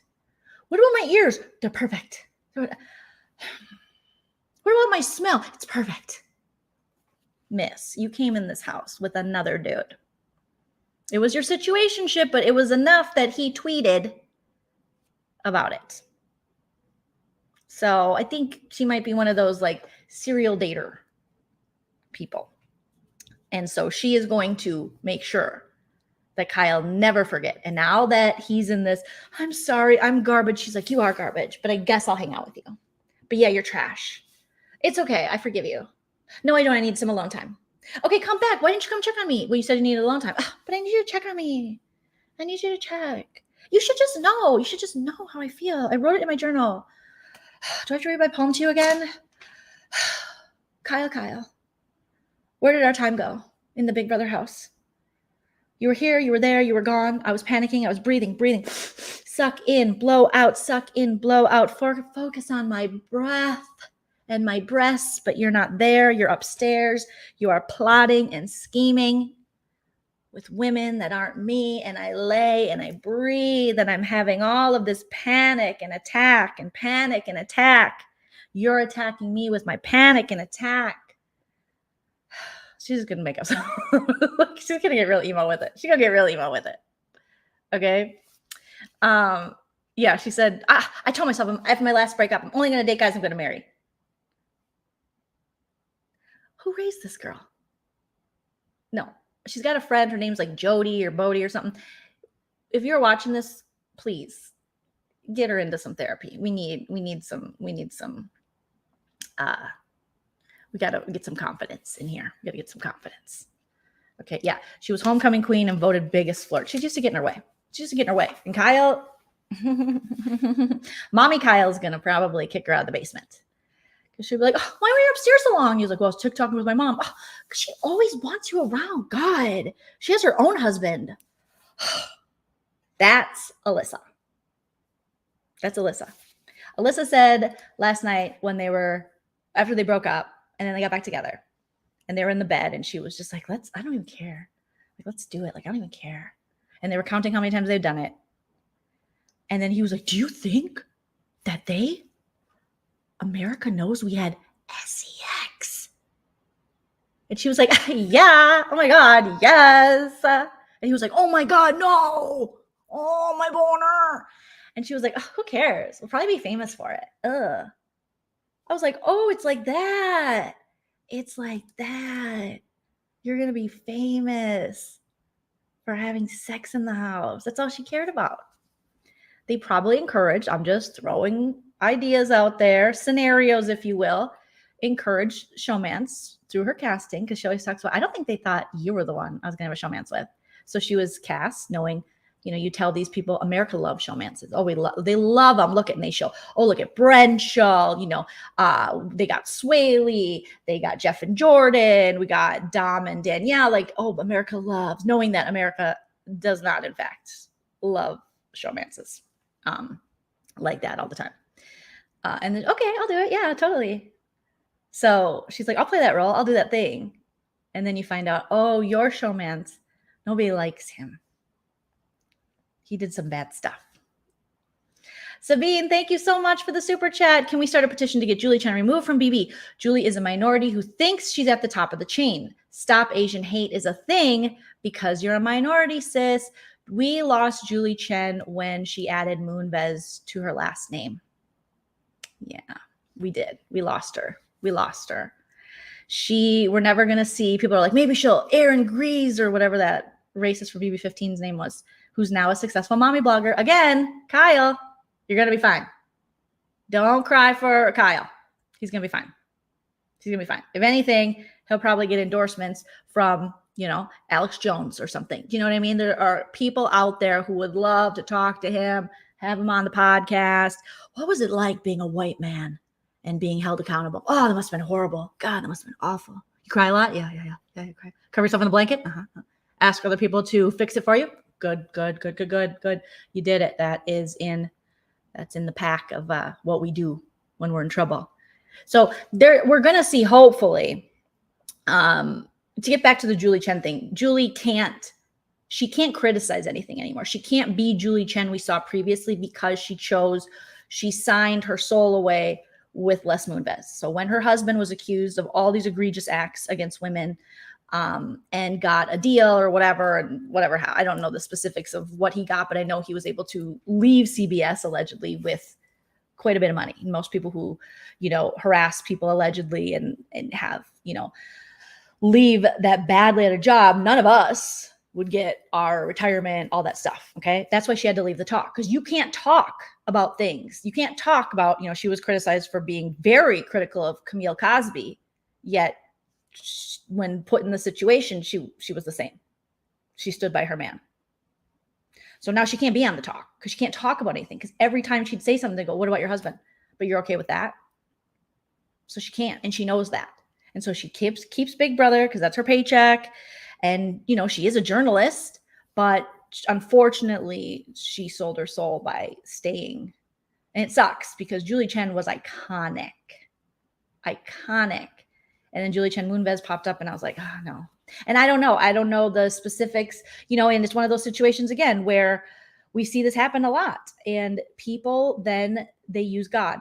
They've never spoke religious before. They've never talked about religion. And all of a sudden they have to be reborn. And that's what happened with her. She started God 101ing and telling other people how to live their lives. It's like, you can't tell me how to live my life when your husband's out here harassing, all of my gender.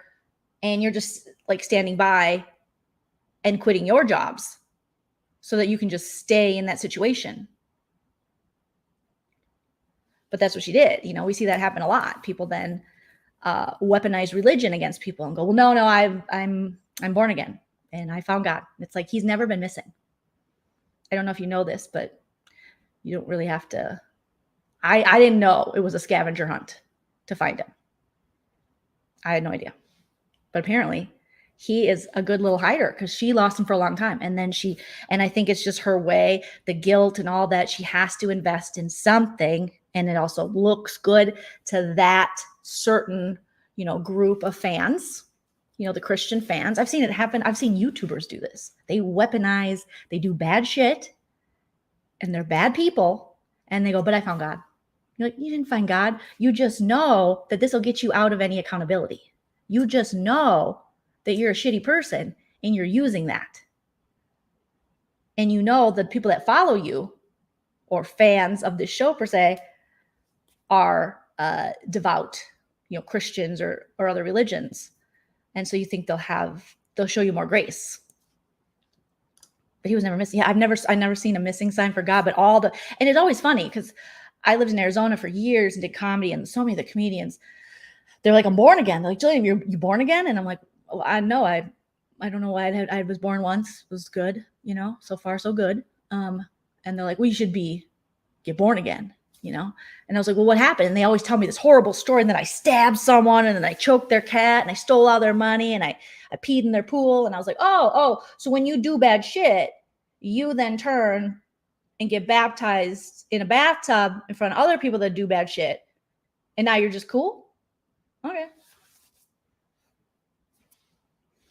Sounds pretty convenient for you. Sounds pretty shitty for God. I mean, so far so good. So I just feel like, well, no, I just haven't been that shitty of a person. I haven't had to do that yet. But when I do get there, then I know that I can, there was a kid from my fucking junior high. He robbed my parents' house. Okay, I had a party. It was 8th grade. I didn't think people would drink, but they did. Okay. Maybe I didn't know. But you know what I mean? Like, I was 14 years old. My brother will never forgive me, had a baseball card collection. He still collects baseball cards. And he had a signed Ken Griffey Jr. ball that I got him on the set of Little Big League? Little Big League in Minneapolis. And he had all these great baseball cards. And this dude robbed him. He just took everything. Never any consequences. Guess what? I find him later on Facebook, and by find, it's like, recommend this friend. I'm like, he's not my friend. He robbed my friggin' house when I had some kids over, and he showed up, and sure enough, there he is in somebody's sad living room with a bathtub getting dunked. well, that's when I knew, no, that's not for me. Love and light. So it's always the people that got something to hide. That's on you. Oh my God. I know my brother still is mad at me. Ugh. Yeah. They filmed it in Minnesota. And so we all got to be extras. I got to meet Ken Griffey Jr. And it was like, oh my God. And I had him sign a baseball and I gave it to my little brother because my little brother is such a big baseball fan. Like my little brother, even though we lived in Minnesota, he was a White Sox fan and he loved Frank Thomas. That was his favorite player growing up for some reason, Frank Thomas. And so now Frank Thomas does like, hey, you can be healthy. And he doesn't do boner commercials. He does some kind of like, take this YX Plus pill and you'll be just fine. My brother loved Frank Thomas so much. He named my nephew Franklin Thomas after Frank Thomas, the White Sox. I think he was a first baseman, baseball player. I mean, I know. I should repent, Dalton. I should repent. Monica says, Kyle said to A last night that he looks forward to going skiing where he can wear his goggles and nobody will notice him. He thinks random people will notice him as if he's a celebrity. Yeah, him and Alyssa think they're a celebrity. So Kyle felt so bad about his racism and the trauma that he caused on all the Black House guests that last night he was hooking up with Alyssa again. So he went in the rooms, he cried, he showed the tears, he did the thing. You know, what were they, real tears? Yeah, he's scared. He's scared of the repercussions outside of the house for his actions and things he has said. Remember, this is the guy that was just on the feeds being like, Monty's the villain of the season and Joseph is a scumbag. People who are working with him. And he's like, this, and it's going to be the same story. The game made me crazy. The game made me do it. He's like, I lost myself in these 50 days. This is what we're going to hear. You know? So he goes in the rooms. He has all the talks. He cries all the tears. He re-traumatizes them. They think they have a friend and then, they don't. And then he goes and hooks up with Alyssa. And Alyssa's like... And people, like literally people are like, you okay, Alyssa? You doing okay? She's like, yeah. And then she kind of caught herself when Taylor asked her. And she was like, but are you okay? It's like, thanks, Alyssa. Thanks a lot. Nobody cares about your dumb little boyfriend, this immature relationship that is so ridiculous. Where you're laying in bed of a dude you broke up with 6 hours ago, naming your kids and letting him raw dog when he's got to answer to America for racism. It's a lot, you guys. It is a lot. I saw Kyle, Ballistic says, I saw Kyle talking to Taylor on the feeds and he looked totally despondent and empty about it all. It was Taylor talking. Yeah, he's like, this is all new to me. It's new. Ugh. But here's the thing. What he does after this show is really going to tell us who he is as a person and if he means it. And this is why we can't be like, and you're going to see casuals and you're going to see viewers who believe the Cookout were racist say things like, you can't ruin this poor boy's life and he needs this and, we need to move on and this is wrong. And he didn't mean that because the edit wasn't the best, especially for a casual view. So we'll see how Chell feels. We'll get the Chell perspective. But the thing is, we can't forgive him and we can't, for everyone who's offended by Kyle and including his house guests and people that watch and everything, viewers, until he truly knows and is able to give an apology. Right now, he's just apologizing to get out of trouble. He's like a kid when they get caught doing something, but you have to then ask them, but why are you sorry? And what will you do? And until we see if he will change his behavior, because he can be, a part of the solution. He can progress and he can push some needle forward of other Utahian virginal pre-ejaculators in their mom's basements who might have all of these, implicit biases that they're not fully aware of, that he could educate himself. He really could educate himself. He could use that TikTok platform for good. And that is what, honestly, now that I think about it, that is what he should do. He should use that TikTok. Dude, the privilege that this dude has. I know Tilly's squeaking. She's like, once I get over, it used to be 2 hours. Now it's over an hour. And she's like, time to go, mom, time to go. The privilege of this dude to be a basic ass dude, not even a Joseph Ab in sight. Okay. And get over 500,000 followers by doing half dances and then going. Some of his TikToks are literally a song playing, because I did my research, I watched it, or a saying. He doesn't even memorize it. He just turns and goes. And then they're like, follow. Like, not a talent to be found. Someone could say charisma, but I don't even see charisma. I think it's just that is like privilege right there. He does the least, the most basic. He barely moves his body in the dances he does, and then he's like, and walks away. And he's rewarded. So instead, take that platform. You have this huge platform, sir.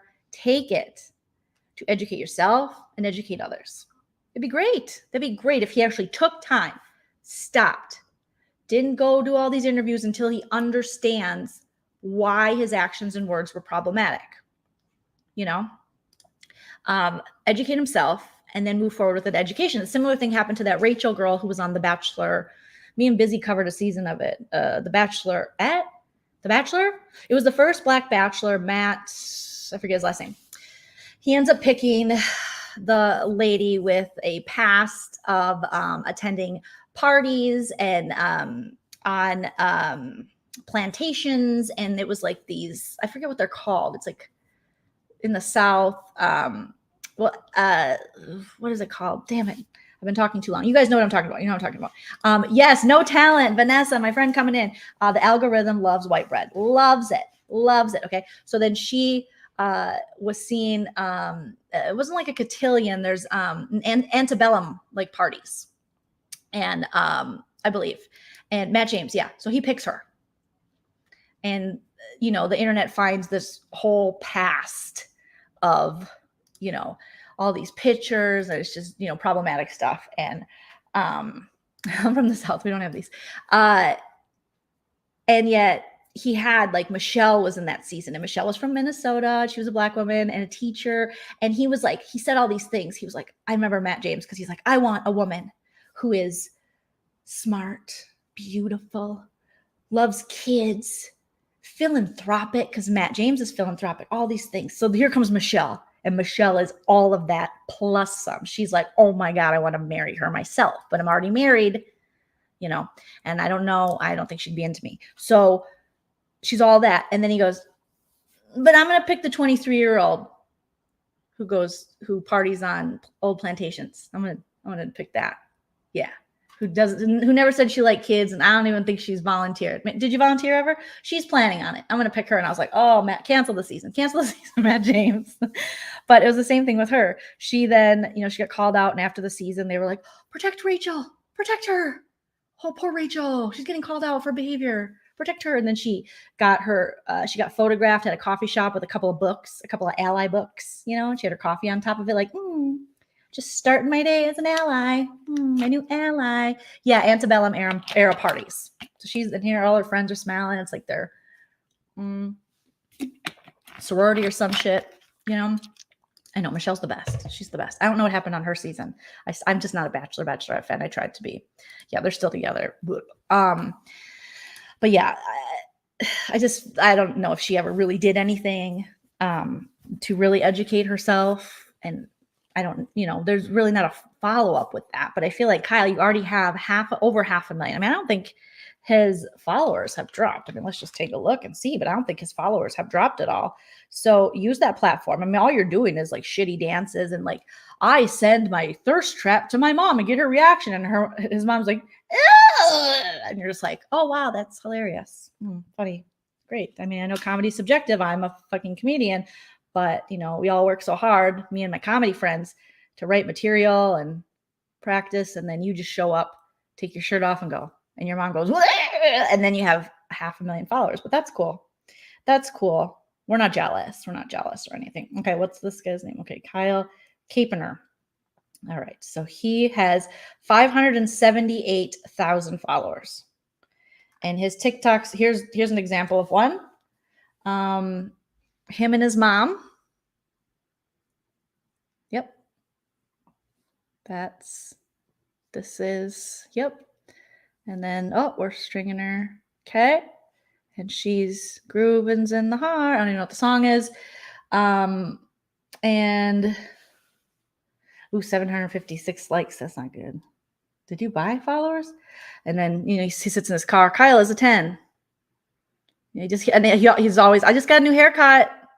Like this video. And that's all he does. That's literally all he does. You take so long to text back. I don't even get this one, maybe because I'm old. And then he said, you take so long to text back, and then it's like,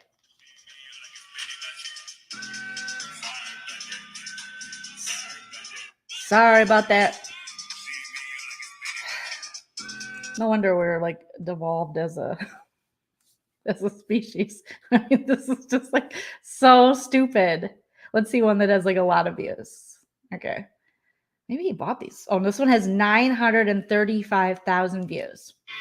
And it's sending my mom my recent shirtless cowboy vid I posted yesterday. Okay? So this is what it is. So sending my mom my recent shirtless cowboy video I posted yesterday. And look at his mom. Ugh. Oh no. That's it. 937,000.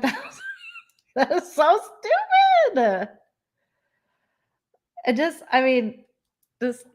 Here's my shirt off. And this is it. That's it. He ran into frame with the shirt off and messy hair.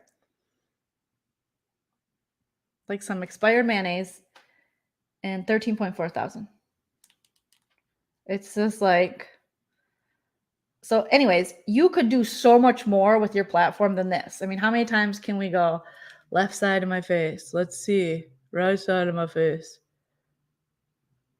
That's it. I mean, I feel like you could do more.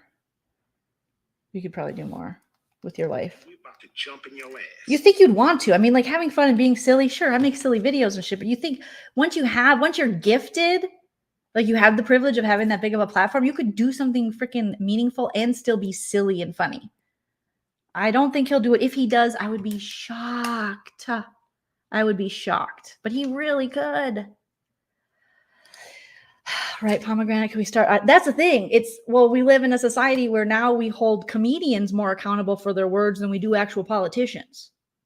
Like that's the truth of it all. And people have to look for, like, not me, but like famous comedians, they have to look for like leadership there than rather with politicians. And we hold like literal people, like we get up there and tell dick jokes. They hold us to higher standards than they do the people elected into office.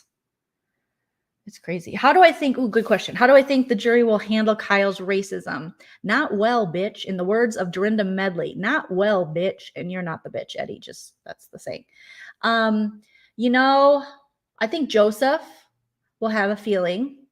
Jasmine, I don't know. I don't know with Jasmine.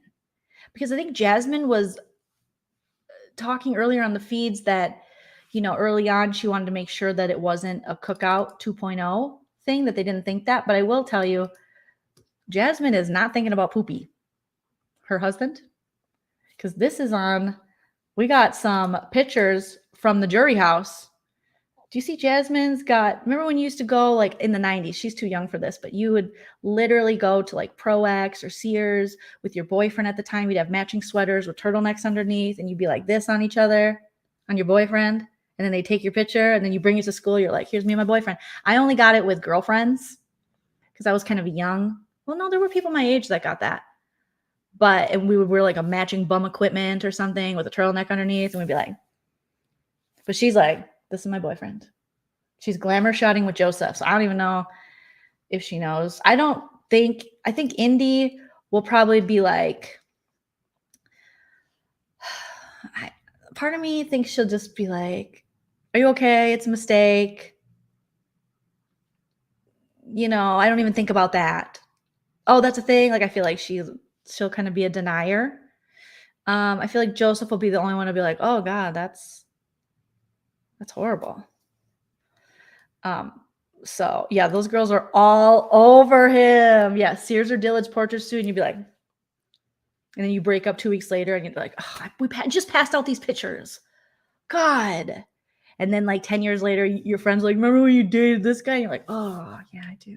Like, I still have my friends' picture with their boyfriends, like in matching champion sweatshirts.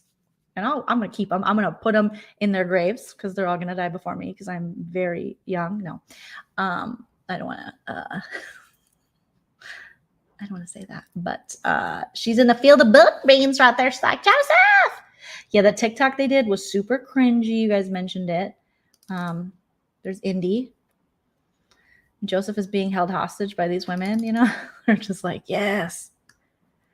I mean, living their best life. They all look really happy. Joseph looks scared, but everyone else looks very happy. But they did a TikTok where it's like a this or that sort of thing. And they just both kept pulling him to their thing. And it was awkward. It was awkward. No, they don't have cell phones. This is like Big Brother's social media. You know how in the house sometimes they'll give them like a camera, a video camera, like film some things, and then they give it to their social media person, and then they put stuff out there. So in the house they have kind of keepers. I guess they're like supervisors. No, what is that called? Like chaperones. I remember Jess talking about this for BB21, and you have like chaperones in the house that are there. I don't know if everyone has one, but I'm sure it's just like a part of production. And they probably social media, make sure people are okay, make sure food's stocked, like all kinds of stuff. Yeah, I wonder if Poopy is like, yeah, like handlers. Exactly, handlers. Well, Kyle apologized. Oh, he'll cry. He will cry. The minute he goes to jury, he'll go and we'll see. He'll find a blanket, wrap himself in it, and cry. He didn't know. He'll say, here's my story. I was raised on a military base, which is very diverse, in Japan for the first 6 years of my life. And I was back to Utah with my racist grandma, Penny Poo Poo, and Clementine, whatever his grandma's name is. I don't know what his grandma's name is. Peggy, Grandma Peggy or something. Yeah, blink if you need help, Joseph. I don't know. I'm sure there's a lot that goes on there that we don't think is kosher. You know, maybe they do see some stuff. We'll see. Did I see Indy in the bathtub? Vanessa, I sure did. She was like, Indy's like, this is what I signed up for. You just follow me with a camera. Let's create social media content. She was like, that game was just getting in the way. Getting in the way. So yeah, Grandma Pat. Yeah, it's Grandma. That's what they say. Thank you, Miss Anglin. Thank you. Scoot said it'd be cool to have it'd be cool to have jury feeds. I always thought it'd be cool to have jury feeds, but we don't get enough. But we get all of these two. So this is when Alyssa was like, yeah, they see us having sex. We could be famous. And Kyle was like, no. And she was like, Alyssa's going to have an OnlyFans for sure. And that's, that is what it is. But she was talking about having a YouTube, talking to Turner, you have to help me. I want a YouTube channel. I don't know what kind of content I'm going to make, but I just want it. She just wants to be famous for being famous. She doesn't want to do anything. She does have poetry that she writes. And her and Kyle were talking about, let's go to a flea market. No, not a flea market. It was a, that other thing. Farmer's market. Let's go to a farmer's market. And she's like, will you buy me candles? Yeah, I'm going to be like, Alyssa, this $100 candle, it's getting a little much. Oh, yeah, she took a pregnancy test, Anthony, allegedly. They're raw dogging. So that's what happens when you raw dog. You can get pregnant, especially when you're young like that, very fertile myrtles. And he's like, and she's like, and honey, I know you don't like honey. He's like, did they have honey with citrus in it? And she's like, I think so. Okay, yeah, we'll go to the farmer's market. He goes, what if we got a little stand there and you could sell your poetry? Something's wrong with him. Something's wrong with him. Something happened. Someone put something in his Capri Sun as a kid because something's wrong with him. He's thinking you just sit there and you sell poetry. Do you think someone's going to go to a farmer's market to buy her poems about you and 10-second dick and raw dogging in a Big Brother house? No. Her haikus? And then he's like, you could put it on something and sell it. She was like, yeah, like wood. He's like, well, how will you get it on there? She's like, I don't know. I'll put it on like metal and then the wood. Like she's going to write sayings. Like dance like nobody's watching. That is not even poetry. They already do that at Kohl's. No one's going to buy that. I mean, I am going to have my own sign thing. I've been talking about that for a long time, but mine are going to be funny. Like happy wife, don't get knifed, like funny sayings. But she'll be like, live, laugh, love. I made that up. Right, Kyle? Right? No, he really said that, Amy. He said, what if we had a table at the farmer's market? You could sell your poetry. And he doesn't like honey. I mean, that's another red flag. Who the fuck doesn't like honey? Oh my God, 666 people watching. 666. And it's almost spooky season. Tomorrow is officially spooky season is starting. Oh, they left. Well, 665, whatever. Hit that like if you haven't already. Hit that like. Are we at 900 yet? Yeah, so he said that. What's the tattoo on her arm? Well, here's what I think. I just watched American Horror Stories. There's a new one coming out this week. Oh, not till tomorrow or the next day. And there was one with Judith Light. And there was some cult stuff. And me and Chell, because I made Chell watch it with me, the American Horror Stories, even though he hates horror stuff. I think she was in that cult. It was like a Beautiful People cult. I think that's what it is. And it's probably like one of those fish or like an infinity sign or a butterfly. You know. I know I'm so excited for spooky season. I'm going to put the black tree up and then I got to see how I'm going to decorate it. Maybe Day of the Dead. I still kind of want to do a Buffy theme. 2-hour episode. Last time the 2-hour episode, it was just a waste. No, Penelope. They were saying that he didn't even monetize it yet. And anyways, you're not really making a ton off TikTok. I've said this a million times, but all the TikTokers that I know who have like 1 million followers stuff, they then take that following. They still do their TikToks because I mean, obviously it's good to have that huge social media presence if you want to do like, sponsorship, stuff like that, like deals, brand deals you can do. There's so much he could do with that, but he's like, duh, so stupid. But you don't make a ton over on TikTok. So they go to YouTube. So then all of a sudden I'll have my friend over on TikTok. It's got nobody. And she hits 1K like boom. And she's getting the plaque because she's bringing all those people over there and then just creating shorts. But you also don't make a lot of money on YouTube, if you didn't know this, through shorts. It's so crazy. You can have a short that's like 500,000 views, which if you had a video like that, you'd be making some bank. And you get like 7 cents. It's pretty insane. Double eviction. I love a black tree for Christmas. I have a pink one and a black one. And I decorated them both last year. So, Viagra commercials for Kyle. Yeah, so I don't think he's making any money yet off of TikTok. Maybe his mom, since he's been in there, has taken control of that. But unless he has like, brand deals, I mean, he could be it depends. Like, I bet he doesn't even know like his rates. Like he would have to have a media kit, be sending out. He's probably thinking people are just going to reach out to him. But he really should be it depends what his engagement is too, though. Just having 500,000 followers looks good to us, but to brands, they want to know, what's your engagement? What do you got? What do you got? I got them good trees. I do, Steffers. I got them good trees. Yes, Joseph. Took a pregnancy test today. That's what raw dogging does. Jizz, plus an egg. Did they not say Look Who's Talking 1, 2? Was there a 3? There might have been a 3. There was a lot of Look Who's Talkings, okay? So if you didn't get sex ed, or if we're like now in this new Handmaid's Tale America where we can't educate ourselves on sex, but senators' sons and themselves can still get their mistresses abortions, watch Look Who's Talking. It literally shows you sperm to the egg. You guys remember that? In like the 90s, John Travolta, Kirstie Alley. And the little sperm guy's like, hey now. And then it goes to the egg. And I was like, well, that doesn't sound like what my mom was saying happens. I thought there was like some delivery or a stork. Where's the stork? Where's the, what? Where'd that come from? How come they have those little, what are those things that you would get as a kid? It was like those seahorses. How come they're seahorses? Seahorses make babies? What? But yeah, just watch Look Who's Talking. Bailey did. And I don't know if anyone else has, but BB20, and I believe, yes, I think she miscarried. It was very sad. So it has happened before. And then Rockstar kind of helped her when she got to jury with that. And so I remember her saying that Rockstar was a big help going through that and all the emotions of that. They are prescription glasses. I've had them forever and I love them. I have like 2 pairs of glasses that I love. They're Diane von Furstenberg? Is that who it is? The designer?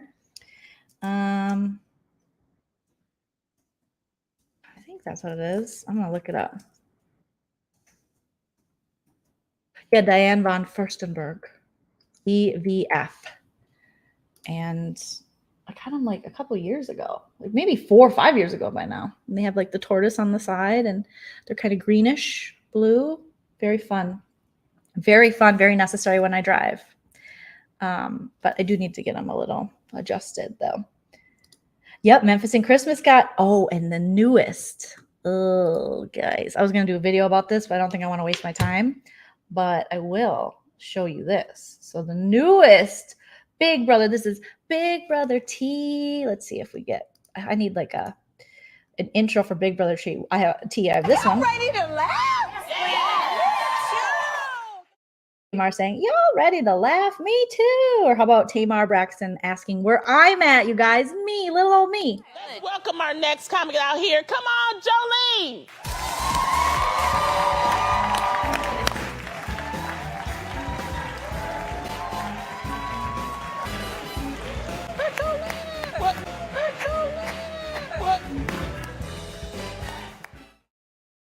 Where Joleen at? That's my favorite. I'm like, Tamar Braxton said my name. That is going to be my credit for the rest of my damn life. Okay, I'm sending this stuff over to myself. Okay. Okay. So, allegedly, we might have another couple. I miss Tamar too. And I missed her. I loved her on Celebrity Big Brother. That was my favorite season of Celebrity Big Brother with her and Candy. Oh my God. And Dina Lohan. That was so iconic. Oh, I loved covering that season. I loved doing the impressions. Okay, where did this thing go? All right, where did it go? Oh my God, it isn't even worth all this, but you guys are gonna be like, oh. But I really want to find it. Okay, let's see. All right, I'm almost there. It looks like these two are a couple, Josh Martinez and Elena Davies from BB19. Ooh. Yeah. So they put out Elena. So they've been traveling. I don't know if she's doing the challenge now or something. They've been traveling in Greece, and Morgan Willett's there from BBOTT, formerly Johnny Banana's girlfriend until he cheated on her. And some other people. They've been traveling like to Greece and stuff. Did my little video not get sent over? And Elena posted a video on her Instagram, and she was like, who would have thought? Not me. And it was just a compilation of them like hugging and being on a trip together. We don't even need to really see the video, which is good because I can't find it here. But so I got little screenshots of them. Like, here's them on a boat. Here's them with a coat, so they're in Greece and they're with the other bunch of people. And it's just like them hugging and drinking. They're like, we went from yelling to loving or something. And he was like, I love you. So then I had to look at the comments. And the best comment was the Jessica Nixon, so of Jess and Cody, said, this is going to be a loud baby. Because remember, they used to yell at each other in the house on BB19. And then let's see, who else? Josh Martinez commented on Elena's reel. It was a reel on Instagram about them and their possible coming out as a couple, because it looked like they're very coupley. He said, love you, Eugene, Elena. Okay, whatever. And Josh Martinez, and then she says, loves you more. So then that's like, loves you more is like friendly. So I don't know if is Morgan the twin? Yeah. There's Morgan who won, and then Alex who took up a spot as the super fan that was supposed to go to Sarah from Nerdtainment, which I'm just so sad. We could have had a real super fan. Okay. So Josh, so that made me think that seems like your best friend. You know what I mean? That doesn't. And then Casey, winner of BB20, said, love you guys. And Elena was like, we love you lots. Heart, heart, heart, heart, heart, heart. And then Dead Skull, being Paul, the 2-time loser of Big Brother, friendship, said, I know Mark is somewhere punching the air right now. This is cute. I miss y'all. And then Elena saw that comment and she was like, ha, ha, ha, ha. Or no. Well, I don't know if she was replying to him, but someone left a comment and then she said, Pins comment. We're in love. So they might be humping. They might be raw dogging. We don't know. They could have a baby, But remember how he had such a crush on her on their season. Okay, so here, let me send this over to myself and see if this time. Where is it? Where are you? Okay, let's see if it works this time. Okay, send to my computer. Yeah, I'm not a big fan of Elena at all. Josh is the one with the pots, and now he's on the challenge, and now he's got a new bod. He's like Axe body spray. I want your bod. He's always posting about traveling and stuff. Is this the one? Where did it go? Okay, let's see. So what is that? No, this isn't. This is Indy. And then now I have to find it. Apologies, guys. Okay, so this is Josh with Morgan and Elena. And they're like, again, in Greece or somewhere. They're all just, I'm living my best life. I don't know why. That little video. I don't know what some of these videos are. And who knows what I screen record. Hey, look at us. Look at us. Huh? Who would have thought? Oh, it's the one. That's the one. So here's what she posted. Okay, let me bring this over to myself. Okay. So here is what she posted. Hey, look at us. Look at us. Huh? Who would have thought? Not me. Look at us. Hey. Okay, maybe I just screen grabbed Who would have thought? Not the me. comments. Look at us. Hey, look at us. Look at us. Huh? Who would have thought? Not me.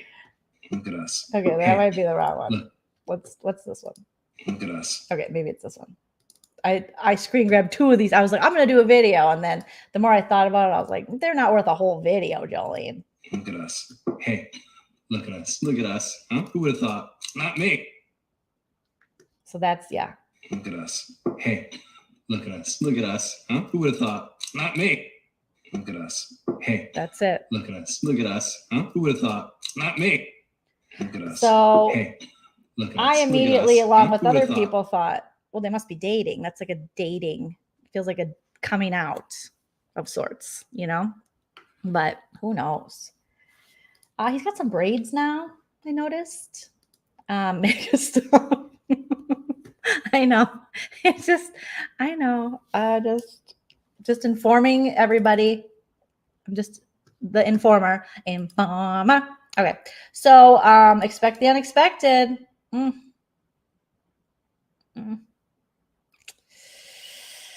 It's crazy. It's crazy, you guys. All right. So yeah, overall, I mean, we're going to wrap it up. It's been 2 hours. It's been fun chatting with you guys. Thank you so much. We've been over 600 strong this whole time. So I appreciate you guys. You could be anywhere on the internet, but you're here with me. And Busy Blue, I'm going to have to text him because he was going to join after his live, but maybe he got real sleepy. Did he text me? He didn't text me. All right, everyone harass Busy Blue on social media. He was supposed to join with his BB bestie, Joleen, and I didn't see him. Or he was in the chat though. Okay. So yeah, so there's, tomorrow we'll see if they do better with the editing because they have a lot to show. So they have Kyle doing his racism apology and question and answer and job interview with his blanket over him. Just like, what can I do better to not be racist? You got any tips and tricks for me? So we'll see that. We'll see the breakup with Alyssa, only to make up. So they broke up. They're back together.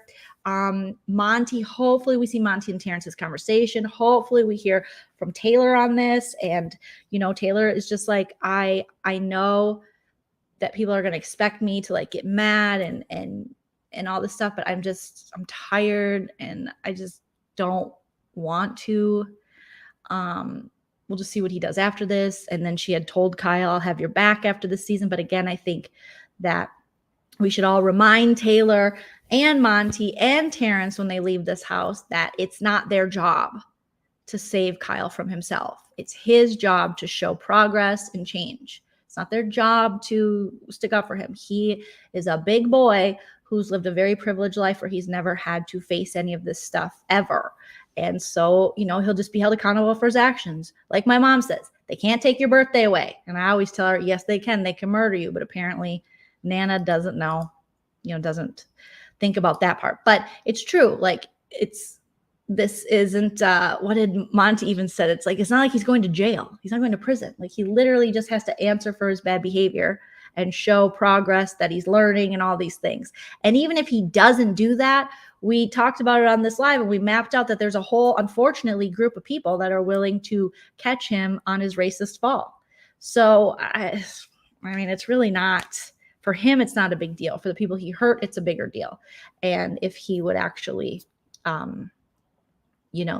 use this to, as a teaching moment, not just use it as lip service, not fall into the victim role, which I fear he will when he leaves here, and how they spun it, because we saw in this episode, first thing he does when he goes in the DR is he says, they spun my words. So apparently, because he had to apologize to Monty 2 times. So for, targeting him based on race and not trusting their friendship. And then also apparently up in the have-not room when he was confronted, we didn't see this because again, they cut the feeds or they'll put it on Sleeping Turner or somebody chewing loudly. He had a bad reaction to possibly being called out for this. And so he might have, and I think he reacted on Monty and he had to say he was sorry. So hopefully they show that. Because Monty's like, it's okay. But then Monty was crying and I was like, it's actually not okay. And we don't have to immediately save him and absolve him of this. It's okay to be held accountable for your words and actions. It's okay. It's just so ridiculous. Janet says, do you think Kyle will be, yeah, he'll really be evicted. I do think he'll really be evicted. Monty's not going back. I think if Turner and Terrence had their way, they would send Taylor out, which is very disappointing. Terrence tried he could learn more in this house. No, he can't, Terrence. No, he can't. And Taylor was like, Turner was like, Taylor's worse for my game. Because to Turner, he keeps bringing up, it's just, he did a little bit on tonight's episode, but he does a lot on the feeds where he's like, it's just very convenient that they said it now. No matter when they said it, and we recognize that they should have said it sooner, it's still not a reason to keep him. Oh, and apparently Kyle outed his final 2 at Turner. It's like, Turner, why do you even want to keep him? He already outed your final 2 in front of everyone during this veto meeting where there was this, big blow up, which I hope that we're able to see that. I hope we're able to see once he popped off on Monty. So he has to apologize for that. I hope we see the breakout. They have so much to cover. They better, no fluff, no filler. We got to get to it, big brother. There's a lot going on. But yeah, he just threw out him and Turner of a final 2, and Turner's like, what the hell? It's like the dude throws all of his alliances and allies under the bus. He's not a good big brother player. Those people that are like, he's a good big brother player. He's actually not. He's very messy. And the first sign, he's not patient. He's very messy. And if he's comfortable, he's doing okay. But the minute he feels unsafe or little discomfort, he freaks the fuck out and he fucks everything up. And he's trying to balance the showmance with this alliance and the showmance is pissed that he's in the alliance. The alliance is pissed that he wants to keep the showmance and he doesn't know how to balance them. And remember, he sold his alliance out before he was even nominated. Like, he's not a good player. He's very messy.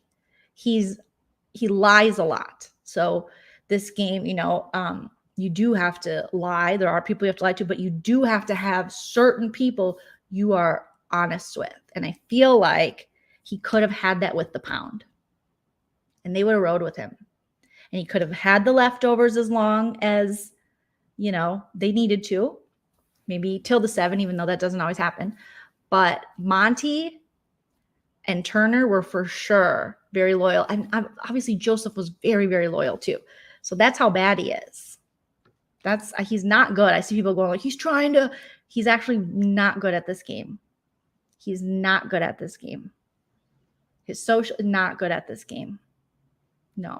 And they're trying to convince Alyssa she's good socially at this game. No, she's not. She's furniture. She's always in the bed or on the floaty. Yet Kyle cares about Kyle. So you have to prioritize. Even with, like, if you look at season 10, like Dan and Memphis, they still, even though they acted like they weren't working together, they still prioritized each other in the game, whether it was even having to show they weren't working together by putting each other up, which now people would be like, never hit the block. But they were so covert that, you know, it worked for them.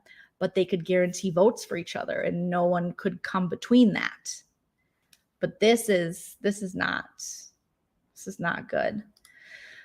You know, Monty's going to be targeted next. So Turner's got a free week allegedly for doing this. Everyone's like, who would target Turner? I'd say, fuck him.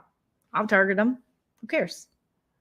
Like, we gotta give him a free week because he got rid of his number 2, his final 2. His final 2 got rid of his final 2. That's who got rid of his final 2.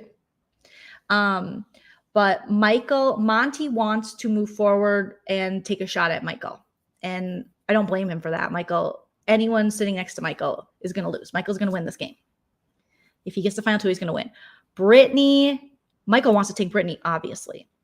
He'll win. Brittany, though, I believe she wants to cut. It'll be very difficult, but she has to. If she sits next to him, she'll be the Cody to his Derek. It'll be ridiculous. She probably has the best chance sitting next to Taylor, and they talked about that early on. Monty teaming up with Turner to take a shot at Michael. I could see Monty getting far. Yeah, so we'll see. Michael's in danger for sure. He's the house target. Yeah, because everybody knows they have to get him out. But it was funny. He was talking about that with Turner. And as they're talking about it, they're like, well, then, yeah, I mean, whoever takes Michael out will be, you know, next week's HOH will be as long as Michael doesn't win, will be doing the house a favor. They'll forever be like grateful. They'll be safe. It's like, no, then the irony is then that person will be the new target because that will be on their resume that they took out the biggest player in this game. So it's one of those things where you want to be working with the person that takes out Michael. You want to be pushing those buttons, but you want someone else to get the blood on their hands. So you could say, I orchestrated it, but I made him pull the trigger. Because otherwise, you're going to be a target. Maybe later in the game, if you're down to final 3, yeah, you do the cutting, 4, but there's still too many players left that then they'll be like, oh shit, that's a resume builder. You get rid of Michael. So we'll see, you guys. But thank you, Shannon Van. Hit the like, you guys. Make sure you subscribe. Leave a comment after this video posts. It helps me in the algorithm. Thank you so much. Follow me on social media at Joleen Lunzer. TikTok. I don't just do this all the time. Instagram and Twitter. I also have a Facebook comedy page. Thank you guys for all the super chats. Shout out to my mods. I can't believe it's been over 2 hours. You guys are too much fun. I'll be back tomorrow night after the episode. I'll try to make the live sooner so that you all know and get notified. But make sure you have the bell smashed so you get notified when I go live. Usually YouTube is good about that, but not always. You guys are awesome. No matter where you are in the world, I hope you have a wonderful day, night, morning, afternoon. And remember to enjoy yourself. It's later than you think.